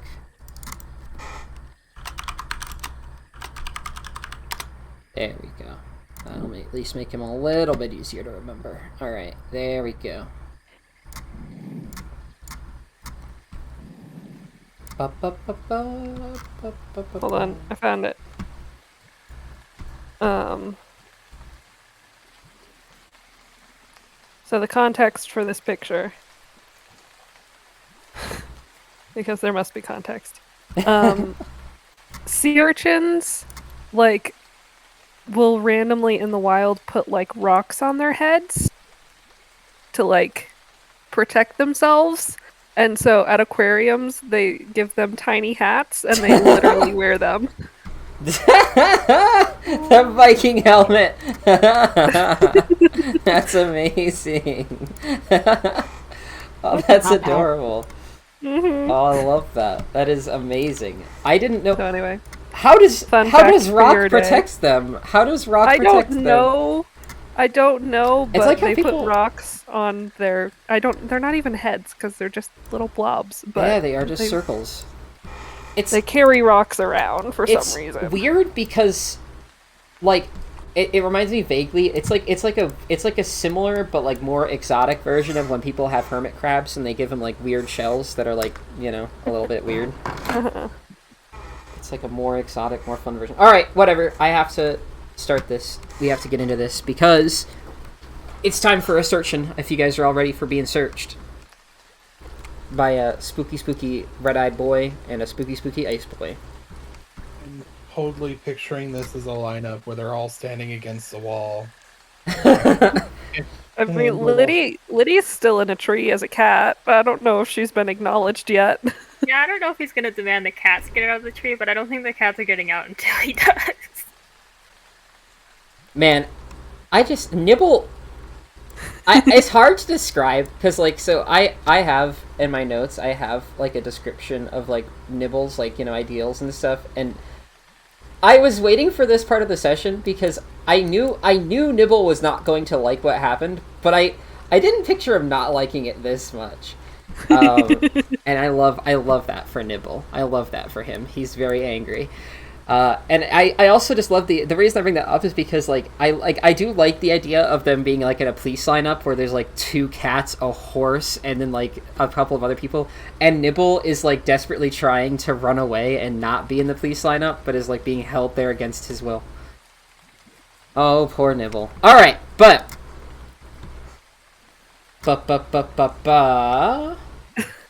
Nibble #1 font. I don't roll with narcs. That's literally how Nibble is. Mm-hmm. Oh, I love Nibble. Nibble's so great. I actually like the more time I spent thinking about Nibble, the more I'm like I want to play this as like an actual character, just like a really cryptic, weird like idiot, a cryptic idiot who's like kind of like paranoid of like any authority figure. A conspiracy theorist? Yeah, like a conspiracy theorist. But that doesn't have a conspiracy to latch onto, so the world is a conspiracy. Mm-hmm. Just talks about random shit that no one knows anything about. and then when something vaguely happens to prove the conspiracy, he's like, I told you, it's all out there. You just gotta look. You gotta look a little deeper. And in the end, everybody is on his side and believes it. All right, okay. Well, with that, speaking of Nibble... DM secretly makes it so that whatever your wild theory is, it's legitimately happening. The Hoary Hunter will come over and will kind of bend down to Nibble, who will like very defiantly. Nibble will kind of like stare, like, you know, he'll kind of like bend down in like a very polite manner and kind of like lock eyes with him, and Nibble will stand up on his tippy toes and kind of like smush his like little rabbit nose up against this Hoary Hunter's like nose. And he'll kind of like lock eyes with this Hoary Hunter, and the Hoary Hunter will kind of like look a little uncomfortable and will kind of shimmy back a little bit. And he'll say, all right, Rabbit, I'm just going to need to see if you have any fairies on you. And Nibble will kind of like look down, and you'll notice Nibble's not wearing any like real clothes. He's got like a chest plate on, you know, and he's got a cape, but he's not wearing any pants or anything. He's just Nibble, you know. And actually, does Nibble have pants on in this picture? Let's see if Nibble has pants on. Give me a second. Does Nibble have pants? Is Nibble pants? There's our title right there. Does Nibble have pants? Is Nibble pants? Is Nibble pants? The answer is Nibble does have pants. All right. Hey. Well, Nibble will turn out his pockets, and he'll kind of like bend down, and he'll look in there, and he'll say, well, Fuzzy Boy, if there was going to be a fairy in these tiny little pockets, he'd have to be a pretty small fairy. Pretty small. So no, I don't think there is a fairy. And the Hoary Hunter will kind of look a little confused at being called Fuzzy Boy. But then we'll motion for his Yeth Hound to come over. And when this happens, He seemed, Nibble seemed very defiant with the humanoid-sized figure, because that's not that much bigger. But then this Yethhound comes over with its like big, like boom, boom, boom. It kind of tramples through the snow, and he looks over at it and he's like, "That's a little bit bigger. That's a little bit too big." And so he looks a little bit less willing to like make an attitude with it, and it will kind of like sniff Nibble up and down, and then we'll leave Nibble alone. And Nibble will breathe a little sigh of relief.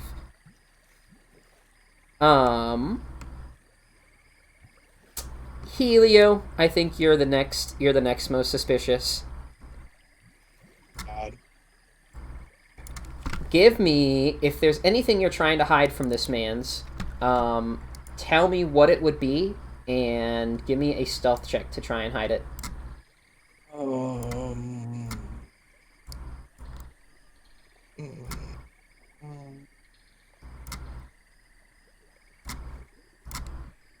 He would try to hide Tasha's spellbook.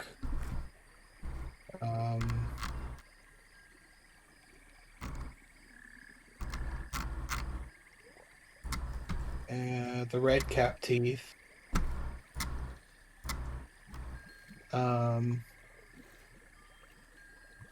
And the fruit of the gods. Yeah, that's what he's gonna try and hide. Okay.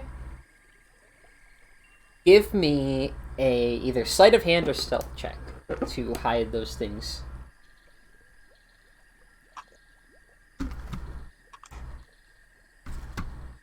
Alrighty. Come here, Mr. Hoary Hunter. Let's see if you are smart enough to see.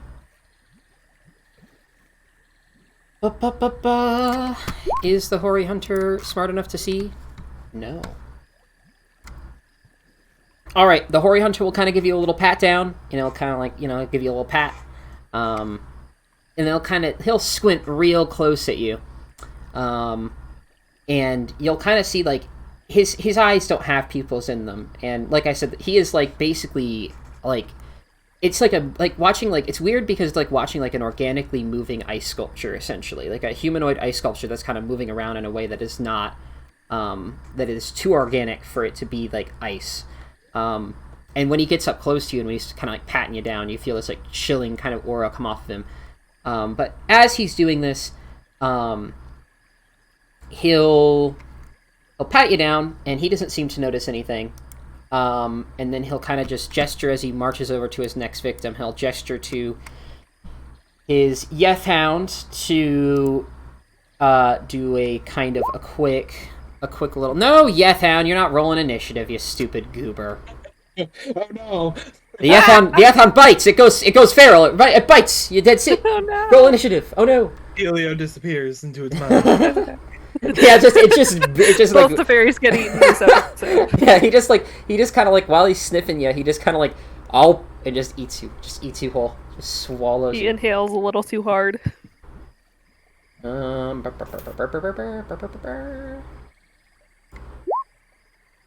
All right. Nope. They do not notice anything on you that they would. Well, are you hiding the seeds or not? Oh, I have one of those. You do have a seed. Should I roll to, or is that included? That would be included in your sleight of hand if you want to keep it hidden. Then yeah, he would have hid that too. Okay. All right. Yep. The Yethhound will kind of smell you. It will kind of give you a little another kind of angry look, and you'll kind of like. When it kind of like, it will kind of like, not maybe growl at you, but kind of make like a kind of guttural noise, a little like an angry noise. And do you speak Sylvan, correct? Yes. It's weird because like it doesn't entirely sound like it's talking, but it kind of almost makes it sound like it kind of like it sounds vaguely like in Sylvan, I'm watching you, and then it kind of trounces off. You make a face at it, like a mocking face, like, and what did you do? All right, Finch. Is there anything that you would like to keep hidden from this little lad? From the Fuzz. from the Bruiser! The ice Hide, map. Bruiser! Hide, Bruiser. How am I going to hide Bruiser? I How am don't going to know, hide but if Bruiser? anyone's gonna start a fight here, it would be Bruiser. I'm gonna try and just keep not hide Bruiser because I don't think I can hide Bruiser, but keep Bruiser calm. Keep Bruiser calm. Okay. Is there anything else you want to hide on your person, or are you okay? I don't think I have anything. I guess. Should I hide the ice method? That's up to you.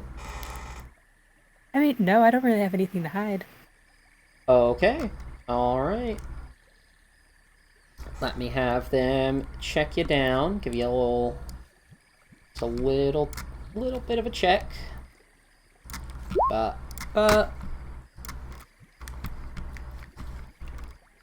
And you said Jack is inside of your coyote, correct? Yeah, Where is your coyote right now? barely being cuddled by me. I'm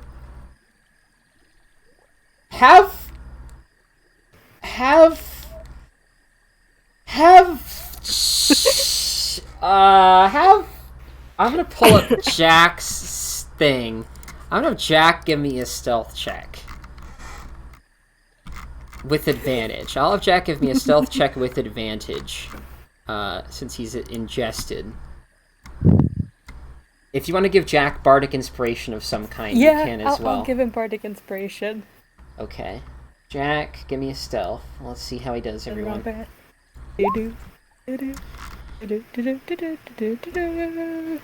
Alright, give me that bardic inspiration if he's... Oh wait, what's the bardic inspiration roll? D6 also does have advantage because he's... Oh, he does have advantage. I don't know why I can't... This is the second time I've done that this session. I'll explain that later. Stealth. I have to find it again. Alright, then bardic inspiration is D6. 17. Alright, meets it, beats it.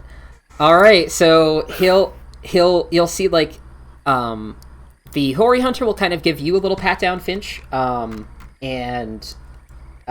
he'll kind of like he'll look like a little bit like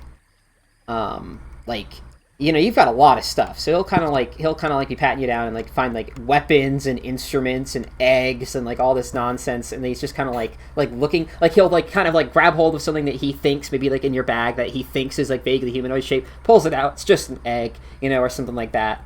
And just give him a wink. And he'll finally back up, and then the Yeth Hound will kind of come over and do a little like sniff around, and will kind of like look, and it comes and it sniffs you and it sniffs your coyote and your bird, and you see it pause for a long time, like a long pause as it kind of sniffs your coyote, but eventually it kind of like looks over at its master, and the master kind of like looks back, and then it kind of like they both nod at each other, and then they continue on to their next victim, which is gonna be Vesper. Hi, Vesper. Hello. Is there anything you would like to hide from this boy? While these two boys were checking out Nibble and Helio, I was dumping stuff in the bag of holding. Okay. Okay.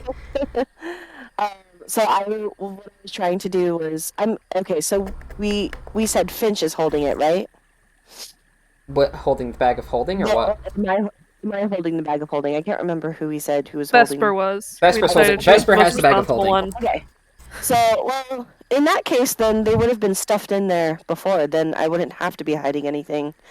But in the bag of holding, I would have put my little black book, the unicorn horn, the remaining bag of beans that I have, the book that I got from Calendar, Souls and Flesh, all that good stuff. Okay. Are you going to make any attempt to hide the bag of holding? Because the bag of holding is a fairly common item, so you can assume that if you were going to be hiding something, it could be feasible to hide it in a bag of holding, so you might check the bag of holding. I am going to... Well, I'm going to not hide it. I'm going to just faint like I've got nothing to hide, assuming that... Can you dispel magic on a bag of holding to, like, stick all the stuff out? Is that a thing? Think You if can turn it upside inside out. down- You can turn it inside out, and I think you can also. I think that if you, there is like a disable, like there is an effect. I think it's called. I actually just read about it because it's actually one of this thing's abilities. Great. Fucking what's it called? It's called Mordenkainen's I don't know, Mordenkainen's magic weapon go bye-bye spell. And basically what it does is it makes magic items fall apart and like stop working for a little bit. Or permanently, depending on how powerful the thing is. So he does have that ability. I probably shouldn't have told you guys that. Shh. But yes, there is magic, but it's fairly high level magic, fairly powerful. So you don't know if this powerful ice boy has it or not. Well, if I had had the bag of holding for this long, then I probably would have also put like other stuff in it just so that I'm not carrying a whole lot. So like all of my stuff is in it. So I'm just gonna, I'm just going to make it look as if the only thing I'm carrying is my new ball and the bag of holding. 'Cause all my adventuring gear is in the bag holding. All right. Like this fortune cookie I just ate says, versatility is one of your outstanding traits. So let's see what happens here. Let's see what happens. This feels like consolation for the luck one. Like they're saying, like, yeah, something terrible's gonna happen, but you can handle it. You can do it. I believe in you. All right, come here. Man, the Hoary Hunter sucks at investigating. He's really bad at his job.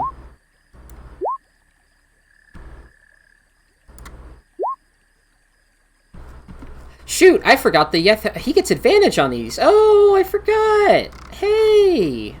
Oh, okay. Forgot about that. All right, well, it's too late now. There. Hello there, advantage. All right, well, the Yeth Hound sucks at this investigation as well. I don't know. I won't. I'll give you guys the benefit of the doubt, and I will not go back and retroactively roll advantage on any of his rolls. Vesper, they'll both kind of they'll do a similar routine. They'll pat you down. They'll kind of like look at your things, and both of them will do it kind of lackadaisically at this point, and will kind of turn up nothing, and they will step aside. They'll both step aside. And is your horse still a horse? No. We turned it into like a mouse, I think, to get through the opening. So Okay. It's probably still a mouse, and it's just every time the mouse runs off too Should we far, just say Alva it's the will pick cat it so up. it matches us? Yeah, okay, we can say it's a cat. Okay, so there's just 3 cats sitting on a There's on a just log. 3 cats on a log. Let's have him give me an intelligence to see if he would figure to check you guys.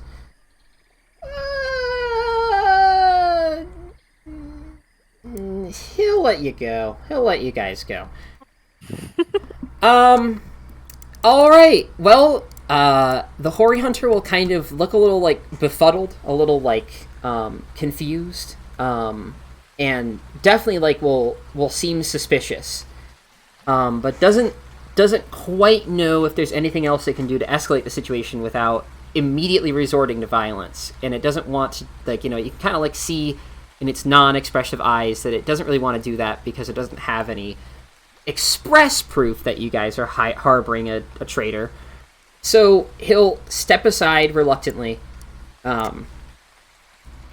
and with a kind of dejected tone in his voice, he'll say, "I guess you're free to go."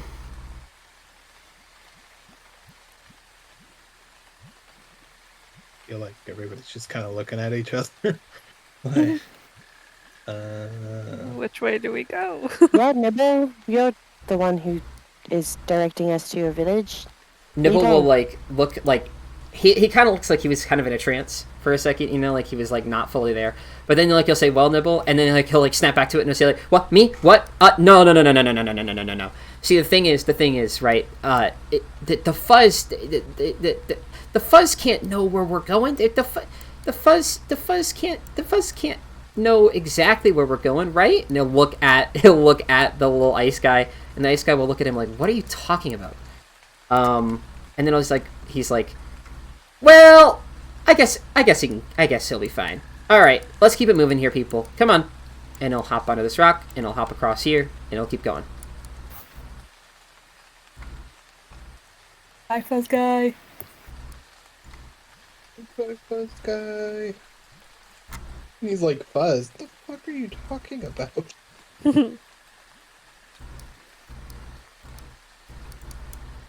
Oh, Nibble, don't become wide. Thank you, Nibble. Nibble enlarge. Hey, Vesper and Helio, give me perception checks when you come over around this corner. Oh, I feel like let's do Nibble is- another nat 1. God. You said perception? Yeah. It's better than before. Oh, look at all the pretties. Wow, you guys are not good at perceiving things. I used Nope. to be. Tonight is not my night. All right. Took an Well, arrow to- as you guys round the corner, my Feywild folks will see something they have not seen in a long time. They will see glimmer-wing dragonflies skittering back and forth in between their native, like these little like eggs or their sort of hatchlings. You can see that they've just like laid birth to a whole clutch of eggs, and they are darting around between these big old mushrooms, these big multicolored mushrooms, which have a name. I don't remember what they're called. But they're darting back and forth, kind of like, you know, hunting little prey and things like that. You'll see that there's, like, at this part of the water, there's, like, these small little rainbow multicolored, like, scaledy fish that are coming from this portal down at the end here. And you'll see that they kind of, like, will scoop them up out of the water and, like, we'll kind of take them over to, like, a little nest in these mushrooms and we'll eat them. And they're kind of subsisting off of that. And Liddy immediately tries to turn into one of these dragonflies. you can definitely, so long as you have a flying thing, you can turn into a dragonfly. Yes!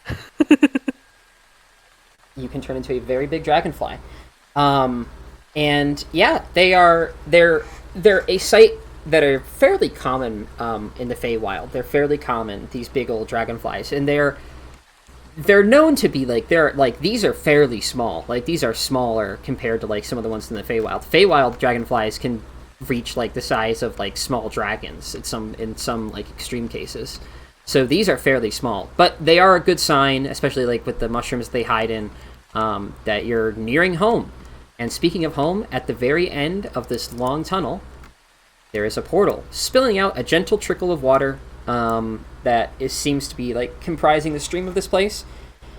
And on the other end appears to be a small village, kind of like with little tiny like huts, each kind of designed around like they each kind of look like almost like little like wicker baskets essentially. And like they have little chimneys, each one with like a steady plume of like white little smoke coming out of it. And you might see a couple of herringons hopping in between the houses. And in the background, you know, you can see like these big old trees lining the horizon. And you know for certain that that's the Feywild right there.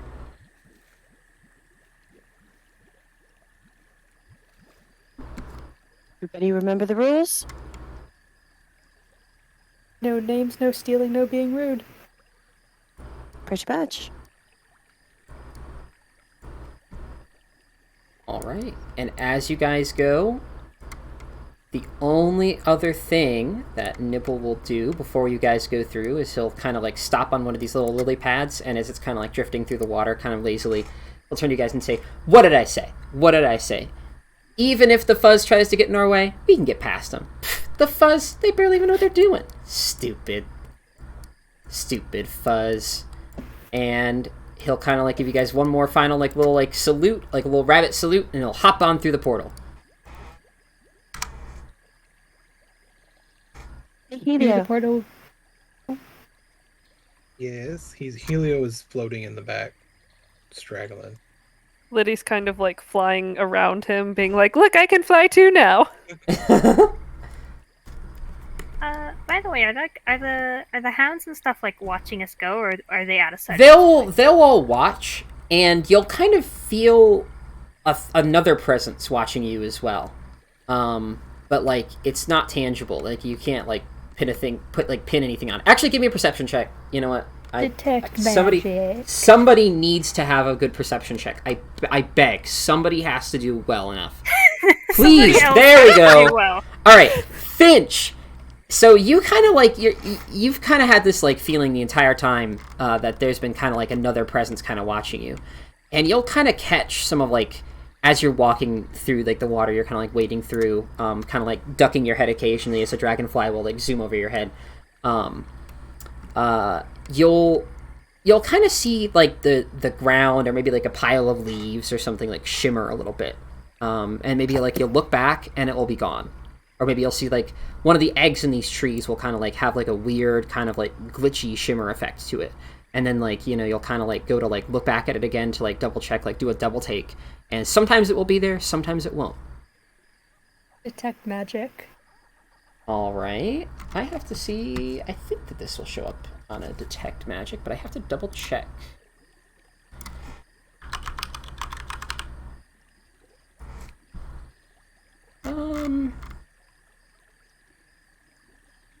Do magical creatures show up on detect magic? Can you link me detect magic? Yeah. Do. Where are you? You sense the presence of any magic. If you sense any magic in this way, faint aura.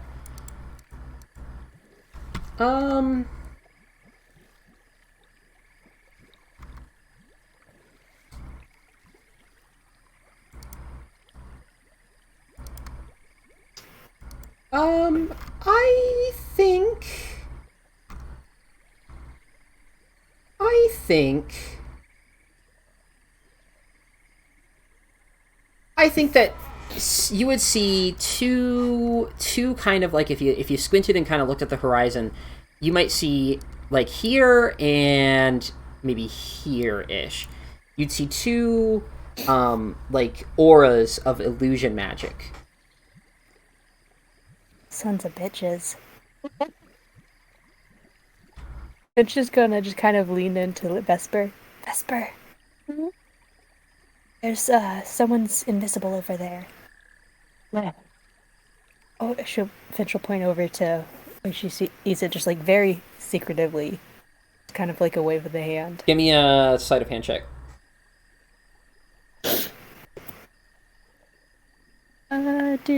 Do. Not good at that. Okay. All right. So the second you do that, the second you point at them, they're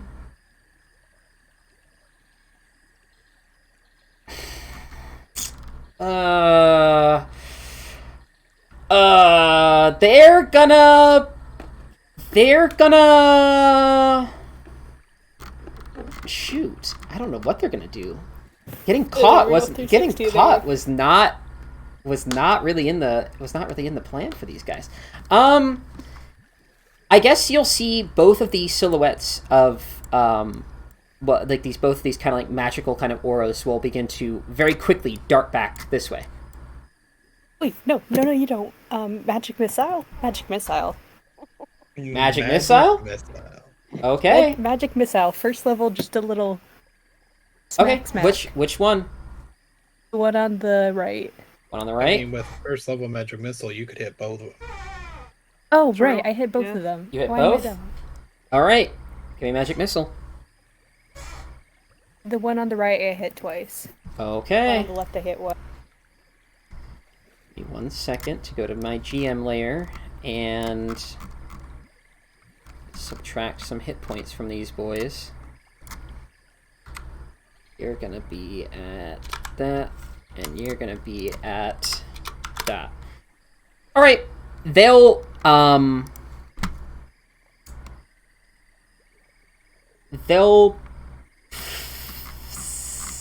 intelligent are these guys? They're not very intelligent. Don't be intelligent. Don't be intelligent.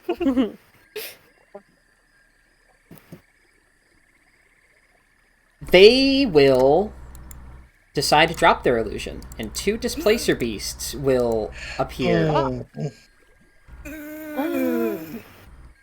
And they'll both kind of let out like a loud kind of roar, and you'll hear, like, further back, you'll hear the sounds of these Yeth hounds kind of like perking up and kind of like letting out a howl in response. And I guess I'm gonna have you guys roll initiative. I think that they're gonna try to attack you. I think that they're gonna try to attack you. I mean, I don't know if this will be a long combat, but I think that they're gonna try. Let me pull up my turn tracker. Give me an initiative. Are displacer beasts native to the Feywild? They are native to the Feywild. Why can't I click on my character token? Let's refresh.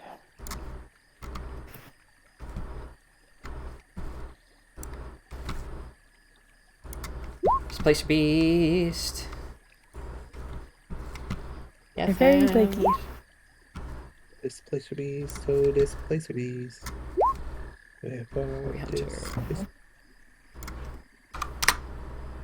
Not 9 slash. Come on now. There we go.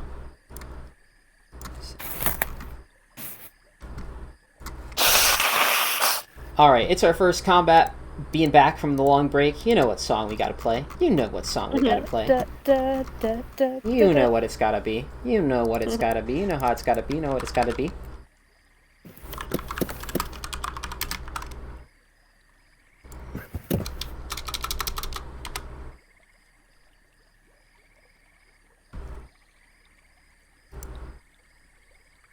Do we know if displacer beasts are like Yeth hounds that can work for the Unseelie Court? You can give me a history check. Oh, come on. What is wrong with you, Roll20? I'm trying to scroll up so I can see.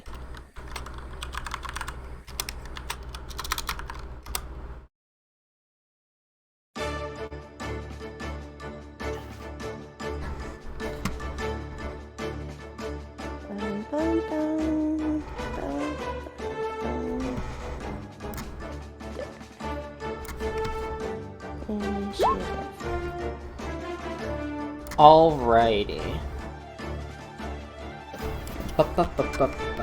So you would know with that history check that they definitely are so... displacer beasts are not only natural predators in the Feywild, they do rarely stalk around wild, but they are very commonly found as companions to high members of the Unseelie Court and those that do their bidding. They're generally kind of like guards and kind of pets for those like with like a lot of power. And generally speaking, these boys are very, very strong. And they have they're intelligent enough to like they're about as intelligent as a Yeth hound, actually. They're about like they some can speak. It's a rare ability, but some of them can speak. Almost all of them, even the wild ones, can understand at the very least Elven and Sylvan. And they're generally just bad news. They're generally bad news. And they're generally sent out as sort of like trackers and hunters for to like lay the groundwork for maybe an attack in the future.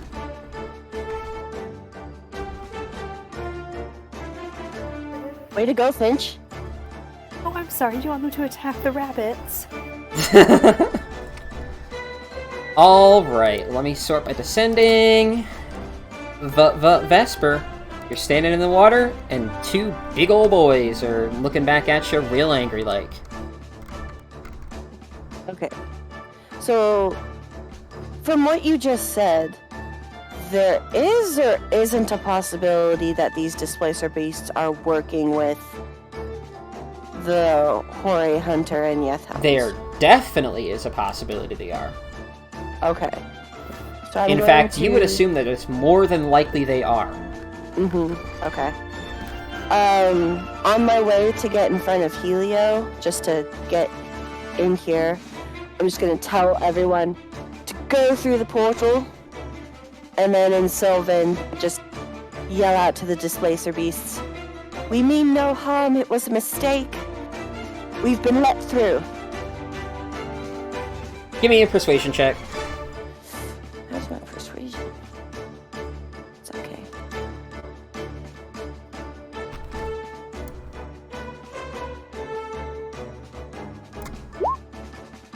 Not charisma, stupid boy. Intelligence. That's what I wanted. Okay. Alright. That was quick.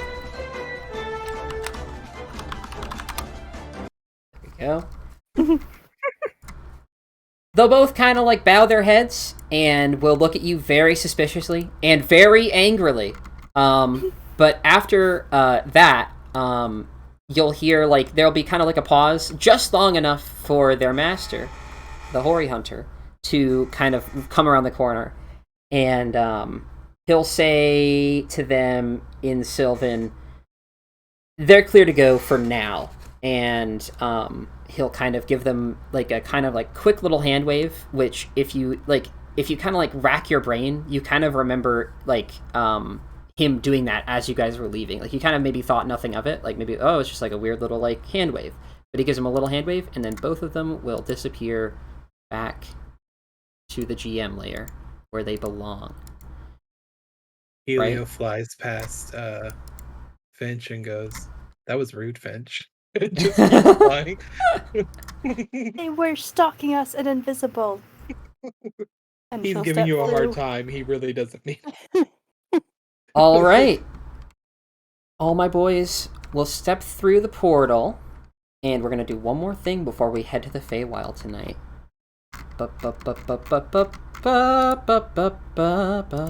Let me pull something up.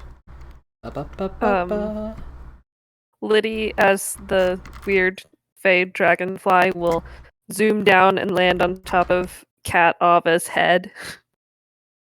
And just like pretend to be a little bow on his head. Cat Alva will spend like more time than he maybe should trying to do that thing where a cat tries to like look up, so they'll tilt their head back, but the thing just keeps moving to the back of their head. All right. Vesper, when you walk through the portal, you'll kind of, you'll maybe like to everyone else it'll appear as you're still kind of like conscious and still there, but you'll kind of feel like you get knocked unconscious for a second. And let me play. Actually, I'm gonna probably steal you to a separate channel. I'm gonna steal you to a separate channel here for a second. I have to pull up some ambiance though to set the scene in this separate channel. But then I'm gonna steal you. And I think this is gonna be the final thing we do tonight, because I want to wait until we get, because there's gonna be another vaguely Jack-based event in the next session, and I want to save it. For when Jack is actually here. So we might, after this little chitter chat, I think we're gonna call it. So if somebody needs to dip out early, if somebody's, I'm probably gonna. Wait, I want to talk to you guys for a moment after okay. we go into the the other chat. I have to find. We can have our own secret conversation. Exactly. Secret. Helio has a nervous breakdown as he goes through the portal. Oh. I would not put it past him. All right, Vesper, I'm stealing you. But welcome to the secret zone. How does it feel? Colin. Oh boy. I've got to pull up some ambiance.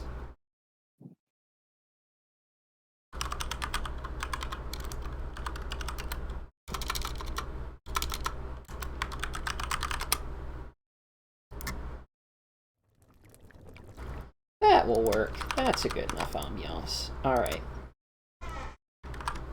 Play. Fine. Skip. her leave, then play. There we go. Amazing. Alright. So, you kind of, like, as you're walking through the portal, you kind of feel this, like, you kind of, like, feel a little lightheaded. And like I said, it's like, it starts out as this kind of, like, lightheaded feeling, and just as you kind of, like, get your footing in the Feywild, you know, you step out, and you guys are, I'll give you a little spoiler alert, you guys are going to step out into a nice little pond atop a hill. You're going to step onto this little pond, and just as you kind of get your footing and got the kind of, like, rocky ground below you, that kind of will disappear, and you'll kind of feel as though you were, like, completely, like, knocked out cold, and you will awaken. Actually, shoot. Okay, I have to. I will be right back. I have to let my dogs out because they're barking wicked bad. So I'll be right back. Okay.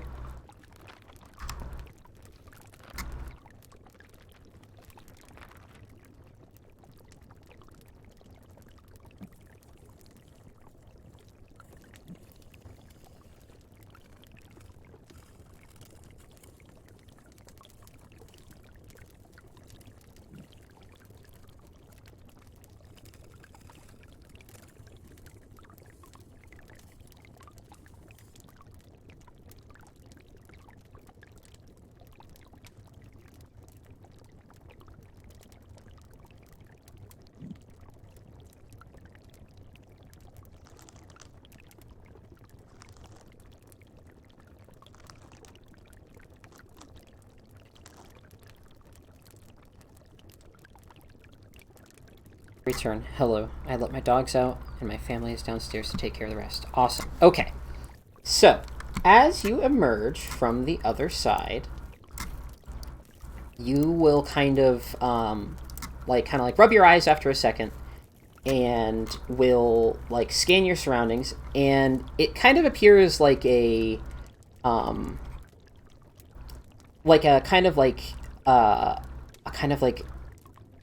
decrepit kind of, like, dead, like a dying, deadly forest, like, shadowy and twisted, and in front of you sits a kind of, just a small little shack, like, in a way, it just kind of seems unassuming, but the fact that it's the only thing around, and there is just nothing else to, like lock your, like, senses onto, other than just kind of, like, noise, it kind of, it seems to beckon you in.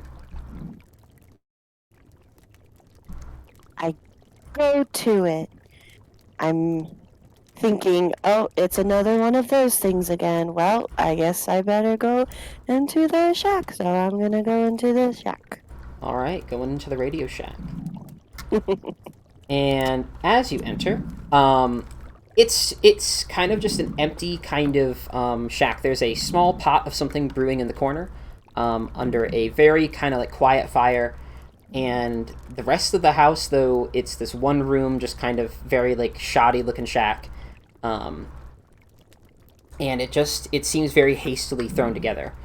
And out of the shadows, through a window, will appear. Blah, blah, blah, blah, blah, blah, blah, blah, blah, blah, blah. Let me pull up a picture and send it to you specifically, so that way no one else can see. Amazing. She'll appear. This lovely lady, this lovely beauty, she'll appear out of the My shack. God. She'll appear, and she'll kind of crawl through the window, and will make these, like, kind of gross, like, bone-crunching kind of sounds as she crawls through. She'll kind of see that you're a little bit, like, taken off guard by this, like, definitely, like, not the kind of thing you were expecting to see. And she'll quickly, like, shapeshift into kind of, like, the form of, like, just a normal elf of some kind, you know, like a kind of standard middle-aged elf. And you'll hear her say, "Sorry, I do forget that my original form is not for everyone to see. But you have been called to me by a certain friend of mine, and I heard you have a very powerful artifact. Is that correct?" Who's this friend? I'm sure you know her quite well, your guardian angel, Calandra.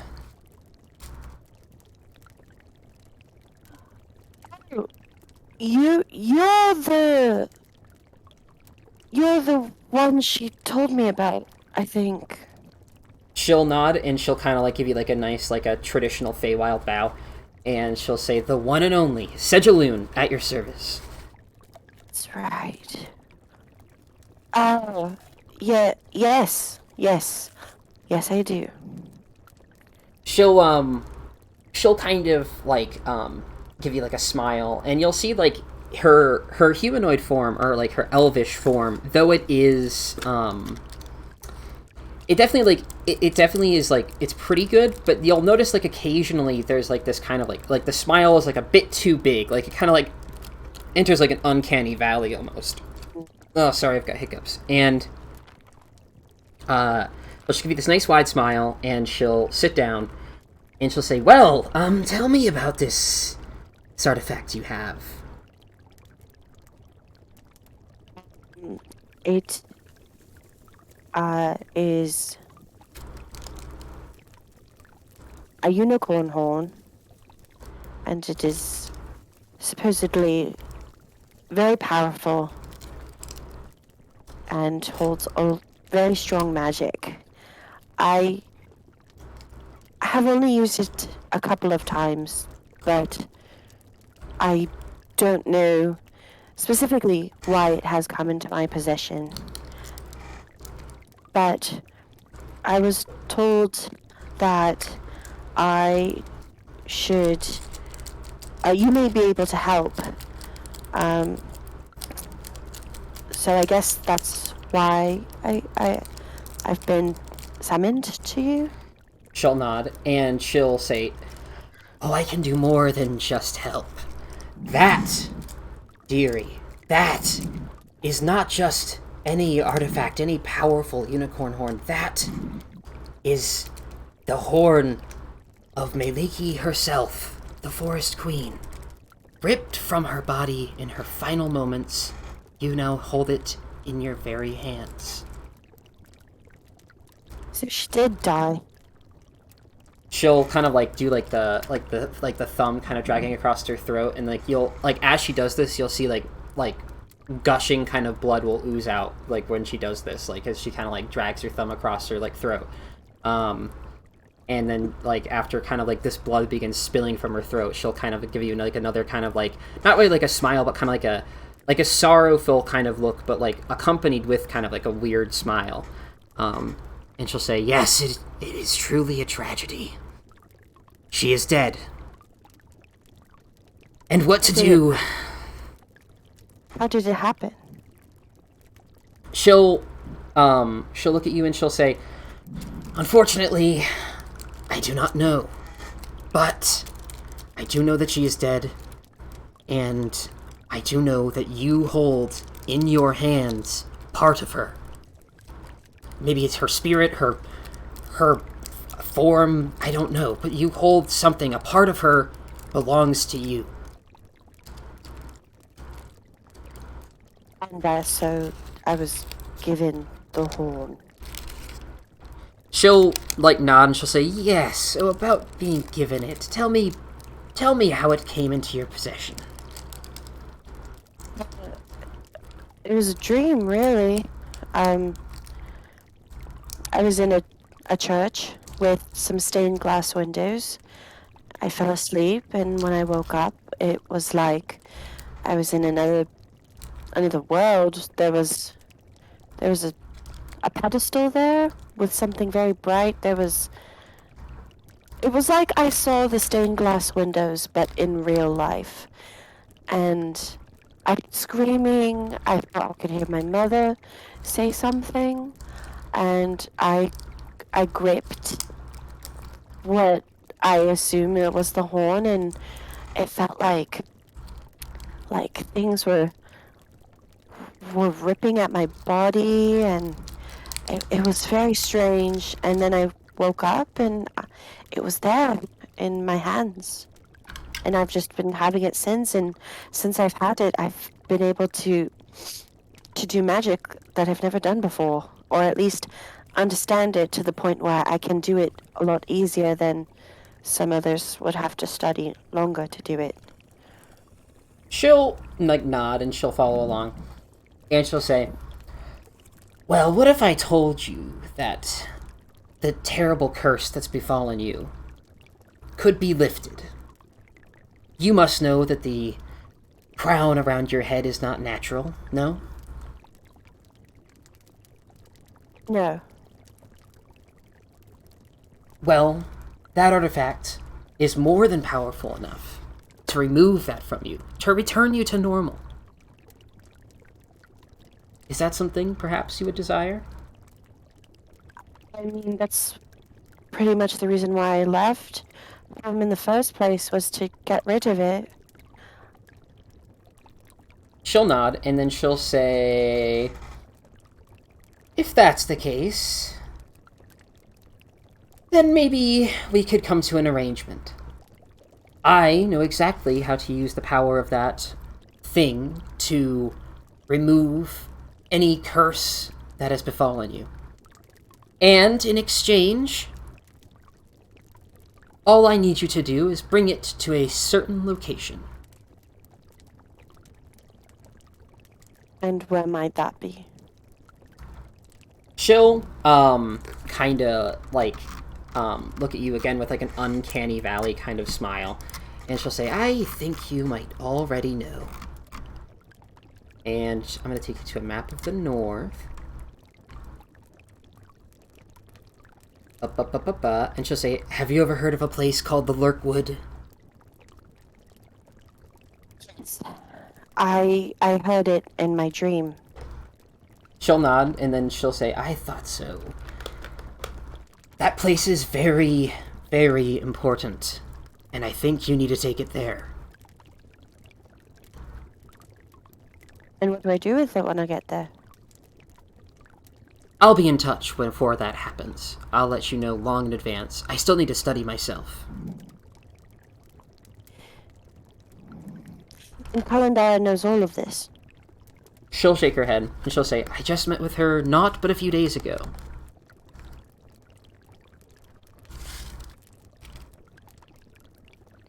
Well, we're currently on our way a little west of the Lurkwood, but we will be heading in that direction, so I'm sure I could get us to go through it. She'll nod, and then she'll say, such a condition that's befallen you. Such a shame that it happened to someone like you. Do you have any idea how such a thing would have happened? It's not natural, surely.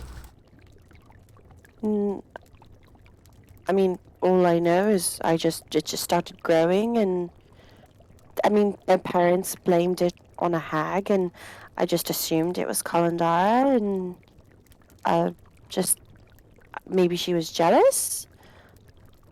I don't know exactly, but I mean, in the time that I've known her, she hasn't really done anything quite terrible. So I don't know if it really was her, if it was someone else. She'll shake her head, and then she'll say, yes, isn't that strange that your family would tell you such an interesting story? Why on earth would Kalandara be jealous of you? Sure, I mean, born child of prophecy, but Kalandara had her chance, and she had no chances of being at the center of such a prophecy.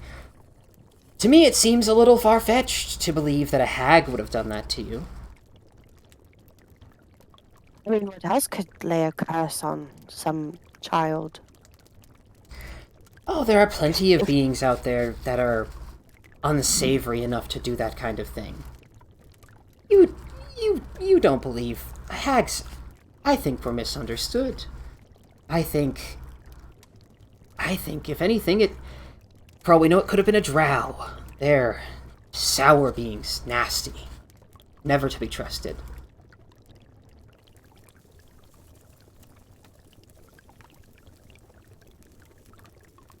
Maybe. I don't know if I would have been in contact with any drow. My parents have. She'll just shake her head, or like kind of like nod her head, or not really nod, but kind of like shake her head, like kind of like in like a disapproving fashion, and she'll say, "Well, I would suggest to you before I let you go that you think about your parents. You think about your relationship with them, because to me, something doesn't feel right. But I have business to attend to, so I will be letting you on your way. Ta-ta!" And with a snap of her bony fingers, you will reappear next to your friends. Ba-ba-ba-ba-ba. In this map, except for it's not this map. And I will take you back to the boys and the girls. With her on top of it, and she killed it with a nat 20 midair. Nice. I'm back. Boys and girls, ladies and gentlemen, children of all ages, we return. Welcome back. Woo, woo, woo. So what happened? Oh boy. Oh boy, oh boy, oh boy. Are we all gonna die? I knew it. I don't think we're going to die. But I We're just think gonna be dismembered. but I met a very interesting person that will give me nightmares for days. Oh, lovely. Here, I'll post a picture of who she met, just so you guys can get it cool. I think Okay. Shady would really like it. I think that type of picture is something that Shady would really like. I love this image, and I've been waiting to use it for so long. It's really cool. It's like one of my favorite images of all time. Oh, that's creepy. Yeah. I like it. It's Oh, great. damn. Yeah, she's cool. I love her. I was gonna say that's very dope till I saw the legs, the leg arms. I don't like crickets. Yeah, there's a lot going on. There's a lot going on in that image, and I really like all of it. I really like how there's like intestines kind of going on, and like a ton of legs coming out of the whole thing. Love it. I love it. I just think it's great. Yeah, guys, so we're in for a doozy. Oh. Okay. All right. Well, I'll let you guys ruminate on your fun new cricket-legged friend, and I'm gonna go get some sleep because I'm a tired boy. I will see you all Okay. next week, Yeah. Alrighty. and you guys will get a ton of Goodbye. new stuff next week. But goodbye, friends.